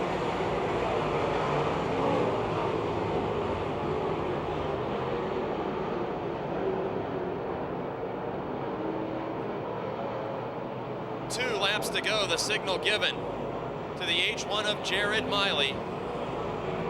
Miley with 5 feature victories on the season. Not a championship contender this year, but blowing away this field. White flag signaling final lap, and a challenge in turn number 4. Lynn Geisler moves to the inside of Ben Miley. That battle could be 2009, 1999, or 1989 as those veterans duke it out for top 5 positions. And coming out of turn number 4, winning for the 6th time in 2009, Jared Miley takes the checkered flag at Pennsylvania Motor Speedway. Jim Steffens comes home in 2nd, Brandon Burgoon in 3rd, Lynn Geisler 4th, and Ben Miley in 5th.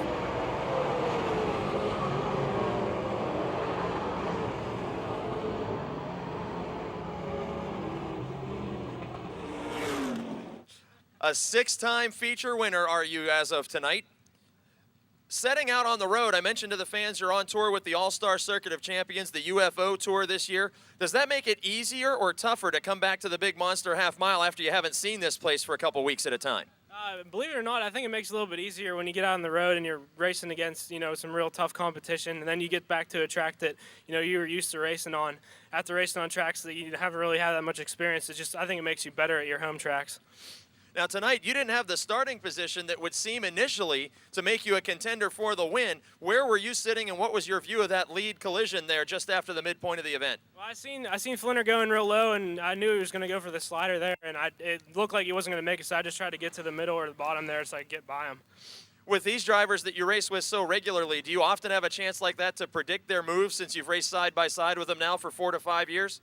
That one there was, that was a little bit predictable. I didn't think that was going to happen. I mean, I figured they might get together a little bit, but I didn't figure it would be as bad as it was. At what point from starting where you did tonight do you know you've got a car that can contend for the win? You were 3 and 4 wide back there for a while and thinking, man, those guys have got to be way up in front, and then you get a caution flag. Is it only on the restarts that you know you've got a shot at it when the car is this good?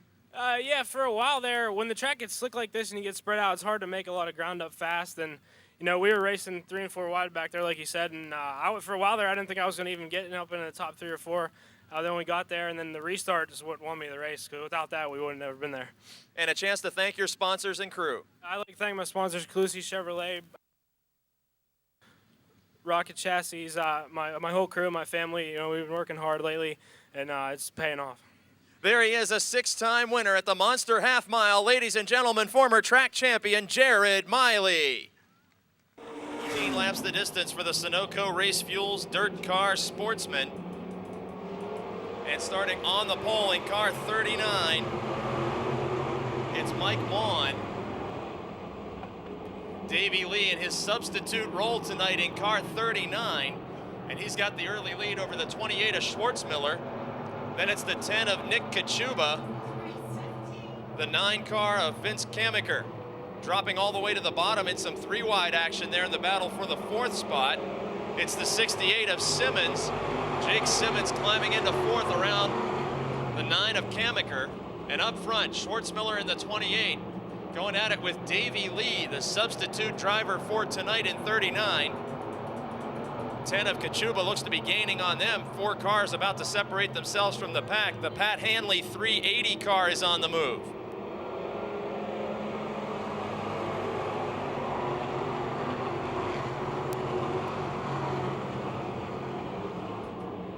It's a 3, maybe 4 car battle for 1st and 2nd. Schwartzmiller, the race leader. Davey Lee nearly making contact with the leader. And they're 3 wide for 2nd with Kachuba in the middle, Simmons on the bottom. Fantastic action there up front. Those 4 cars separated from the rest of this field.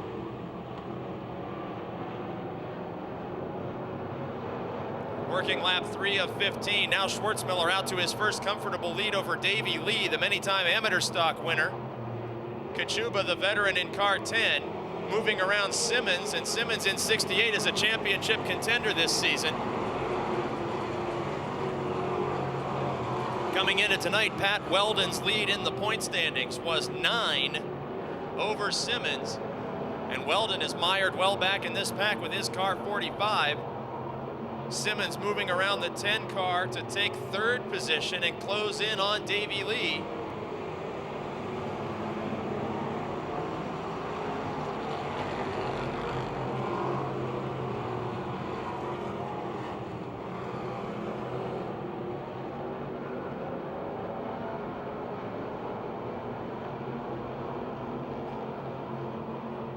And we got a caution flag for a car with a flat tire in turns 1 and 2. That's the 79 car driven tonight by Bill Tennant.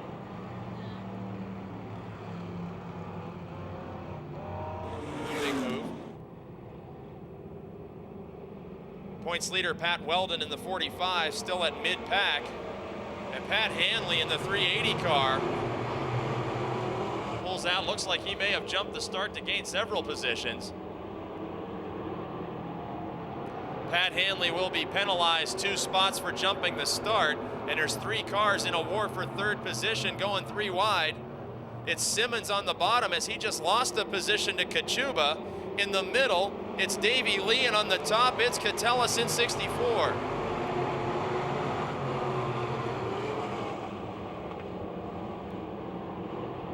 Bob Schwartzmiller opens up a big lead. This time it's over the 10 of Nick Kachuba. Kachuba's been to victory lane this season as well as the race leader. So has Simmons in third spot.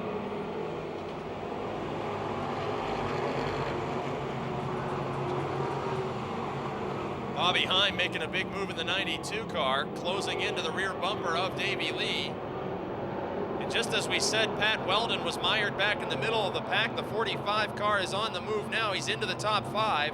And here's the battle for second, going door to door in turn number 4. At the halfway point of this event, Simmons looks by inches to have officially taken second position away from Kachuba. And Davey Lee going all the way up to the wall in car 39. He makes a good save. The 92 of Heim is right there with him.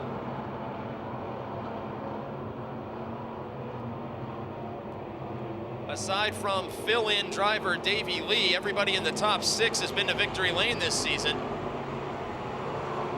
Heim in car 92 trying to make his way around the 64 of Catellus. Now Weldon gaining another position. The points leader on the back straight moves to the inside. Looking to steal fourth from Catellus in 64, and he will take that spot, and quickly, thanks to a miscue, he is gaining on the 10 of Kachuba, but we got a caution flag as Davey Lee went around and collected another machine in turn 4. The 39 of Davey Lee in his substitute role had what looked to be a solo spin, and the 81 of Bill Tennant got into him. 64 of Catellus in the top 5, 92 of Heim running 6th. 5 laps to go for the Sunoco Race Fuels Dirt Car Sportsman.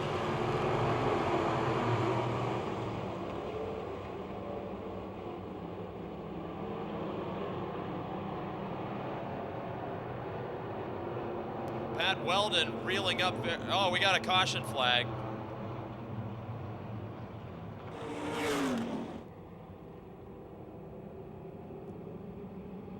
Five laps remaining. Second attempt at this restart on lap 10. Green flag is now out.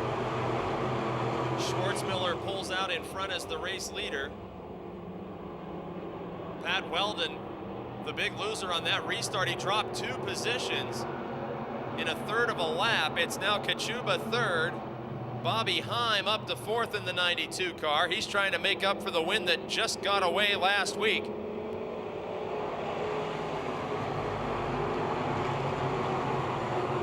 All the way to the bottom of the speedway goes Simmons. He tries the slide job. Schwartzmiller sees it coming, and we got a spin now in turn number 2.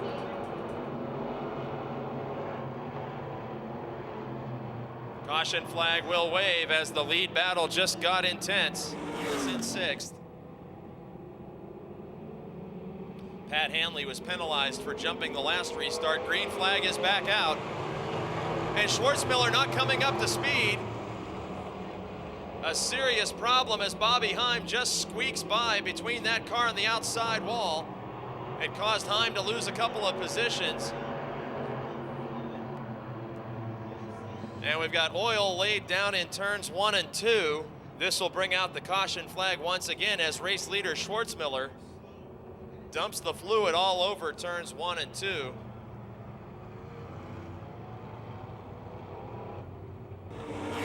With 4 laps to go. Nick Kachuba now gets to restart on the front row as the second place car, and new leader Jake Simmons fighting on the outside to stay in the lead. Let's see if that oil's a problem, and it is. Simmons drifts all the way up into the marbles and surrenders the second position to Bobby Heim in the 92.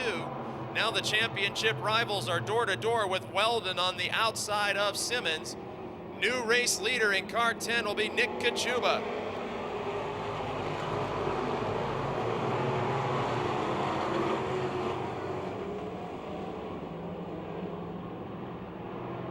Bobby Heim in car 92 swings to the outside.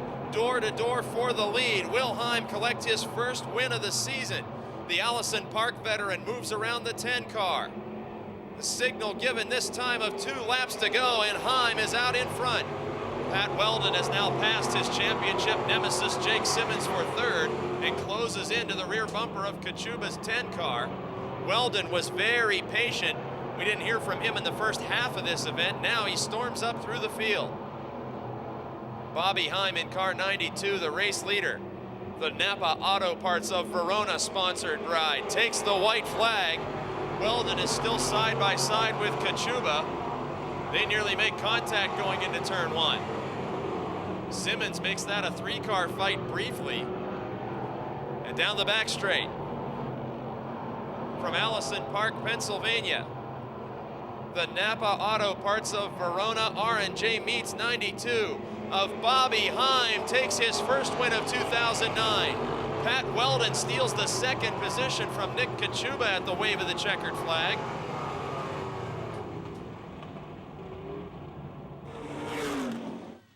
Bobby, come on up here. You know, Bobby Heim, we had a chance to talk to you. In fact, I personally had a chance to talk to you Monday night on Don Gamble's Rappin' on Racing, and I was very surprised at that moment to hear that you hadn't been to Victory Lane yet in 2009. It looks like you really wanted to change that. Oh, believe me, we've been working on this car day and night, spending a lot of time on the scales just trying to figure it out because it's a new chassis. And then it worked. I knew I could get Jake tonight. I mean, he took it away from me last week. And I knew if I could get on the outside of him, I knew I could go by him tonight. Caution flags, and there were a lot of them. They helped you through most of the event, and then right there at the end, you got your opportunity. Do you like the double file restarts? Oh, yeah. This old girl, she takes off on the starts. I mean, in the heat race, I got docked twice because she just wanted to go on the start of the race. But tonight, it was good. I'm very glad. And how about a chance to thank all the sponsors and crew that put this car in Victory Lane for the first time this year in your part-time racing schedule? Well, I got to thank my dad. I got to thank Keith. He comes out and helps every day. I got to thank my mom, especially my wife and my kids. They put up with a lot of stuff. And I got to thank WHR Racing Engines, Billy Robinson, Speedway Productions, Napa Verona, Richie's Hauling, Sample Development, R&J Meats, Car Fab, who did my body. Just a great night. And Animal Graphics for my decals. There he is, his first Victory Lane photo session of 2009. Ladies and gentlemen, Bobby Heim, 59.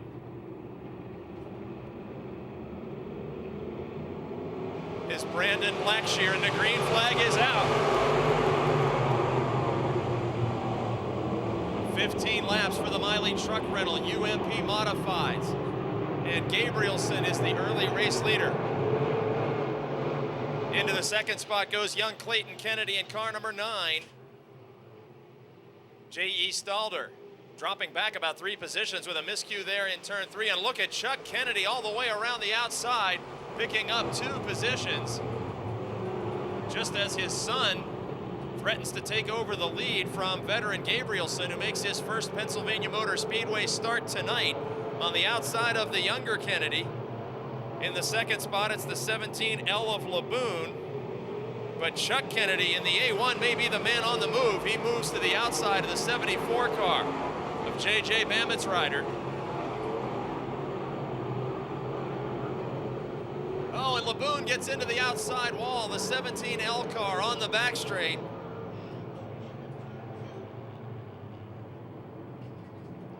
The 17L of Vince Laboon. Gabrielson, the race leader in his first Pittsburgh start. And Clayton Kennedy in the 9 lead him back to the green.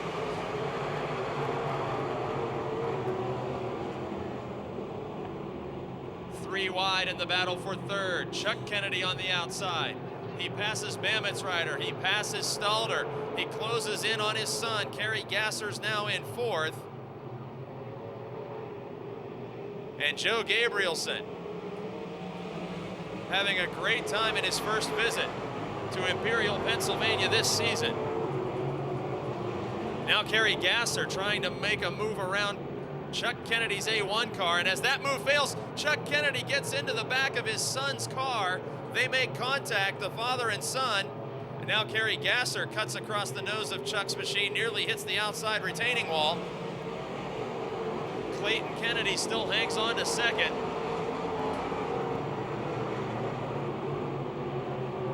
Now Kerry Gasser moving around the youngster and the former super late model competitor into the second position. Now Chuck Kennedy drops down to the bottom with his son on the high side.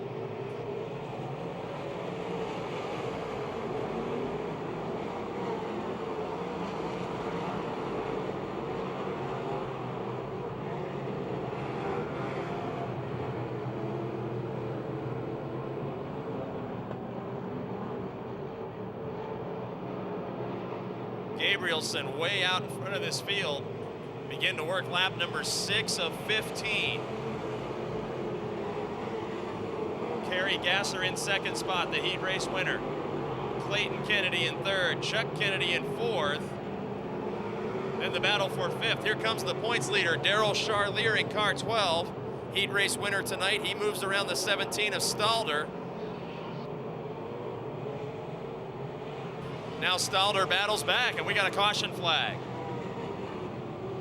In turn 2, a car has spun to the bottom and sitting next to the inside guardrail. The machine will bring out the caution flag.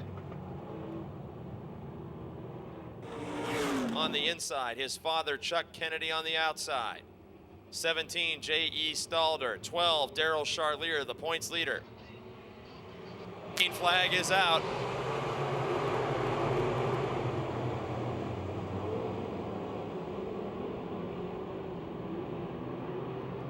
The Kennedys go side by side on the back straight, and Chuck takes away third position from his son.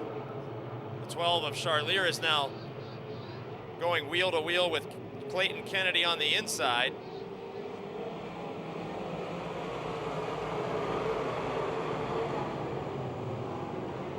Caution flag, we have a spin in turn 3.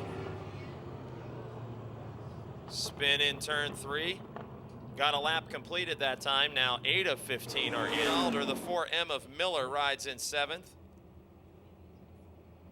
And the 1 of Domhoff in 8th. Green flag is back out on lap 8 of 15.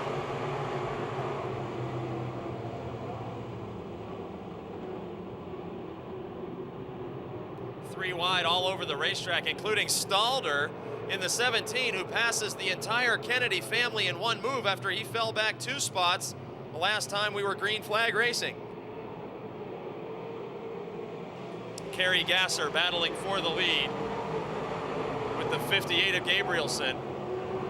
Gasser here at one of her home racetracks. Although she lives in Ohio, this speedway has been one that she has competed at frequently.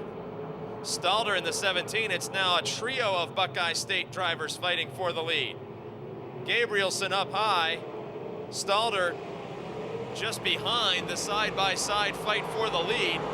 And each time at the scoring line, Gasser just inches behind from being scored officially the top position driver. Gabrielson hangs on by about a car length and a half. Gasser down low. Look at Stalder. Now Stalder has to pinch the car in turn 3. He'll lose a couple car lengths. And again, by just a bumper, Gabrielson maintains the lead with 4 laps to go.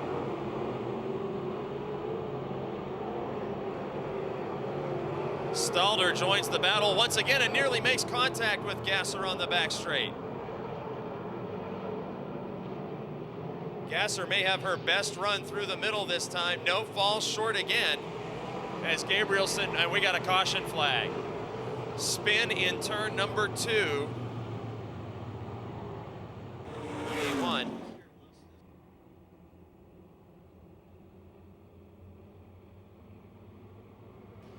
Gabrielson now was in action here at Pennsylvania Motor Speedway under the UEMS sanction. So this being his first regular UMP sanctioned visit of the year. And boy, did he get a fantastic restart over Kerry Gasser. In fact, Gasser's dropping back with Chuck Kennedy, making a pass into the second spot on the high side. Daryl Charlier, the points leader, is now challenging for 4th.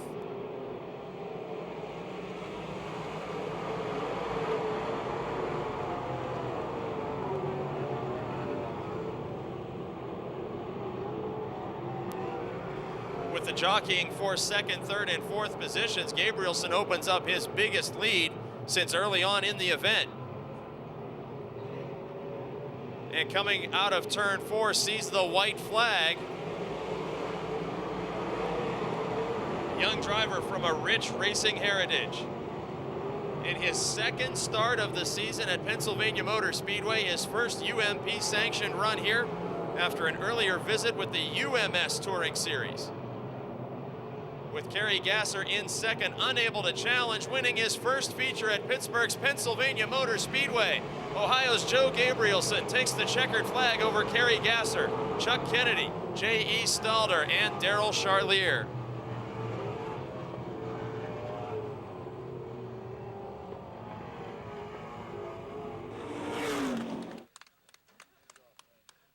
Well, Joe, before we talk about this racing season, I want to ask you about your family's rich heritage in local racing. I know Sharon Speedway, Hickory Speedway, going back a long way. Tell us about some of your relatives before you and the racing that they've done in the past. Really, it was all my dad. He raced from early 70s up until the late 80s, and that's who helps me all with this. He's the one that owns it and works on it during the week, because I go to school out during the week out in Lima, Ohio. So he does all the work, and then I come home and come race it. Now, I understand this is your second visit this season to Pennsylvania Motor Speedway, once with the UEMS Tour. A little bit different from the tracks around you, like Sharon and Raceway 7, isn't it? Yeah, this is definitely the slickest racetrack I've ever seen, for sure, yeah. When you come to a place like this that's so different for your second visit, when you unload the car, is there really the serious hope that you're going to be able to beat all the veterans that put so many laps around this thing? Yeah, after this winter, we did a lot of homework, and we had a lot of people help us out, and definitely this year, I know I can come and win now. You had starting spot going for you, but boy, you blew away the field. They were jockeying for positions way behind you. Tell us what it's like. You came here for the first time in 2009. Did you have the right gear choice? Were your hot laps that night right on, or did it take you a few moments to understand a place this big? No, actually, this year we were good right when we came the first time, but we came here last year and we ran way in the back of the field, and I knew I had to do a lot better when we came here this year. But once we got here this year, we knew the gear and all that. We did good now. Doing good is exactly what you did tonight. How about a chance to thank the sponsors and crew for the winning run? Oh, yeah. Awesome Signs and Shirts. They're the one that lettered the car for me, make all kinds of T-shirts for us. They're actually about 20 minutes away from here in Weirton, West Virginia. And Dave Poske's with Hoosier Tire. I have to thank my dad and my mom, because this is a dream, and I'm living it, and it's awesome. My girlfriend, she's always with me by my side. And I got to thank Fred and Cody and Smitty, actually, who wasn't here tonight. He's going to be mad he didn't come, because he usually comes, and he didn't come tonight. So I'd really like to thank him. There he is, living the dream, ladies and gentlemen, in victory lane for the first time at Pittsburgh's Pennsylvania Motor Speedway, Joe Gabrielson.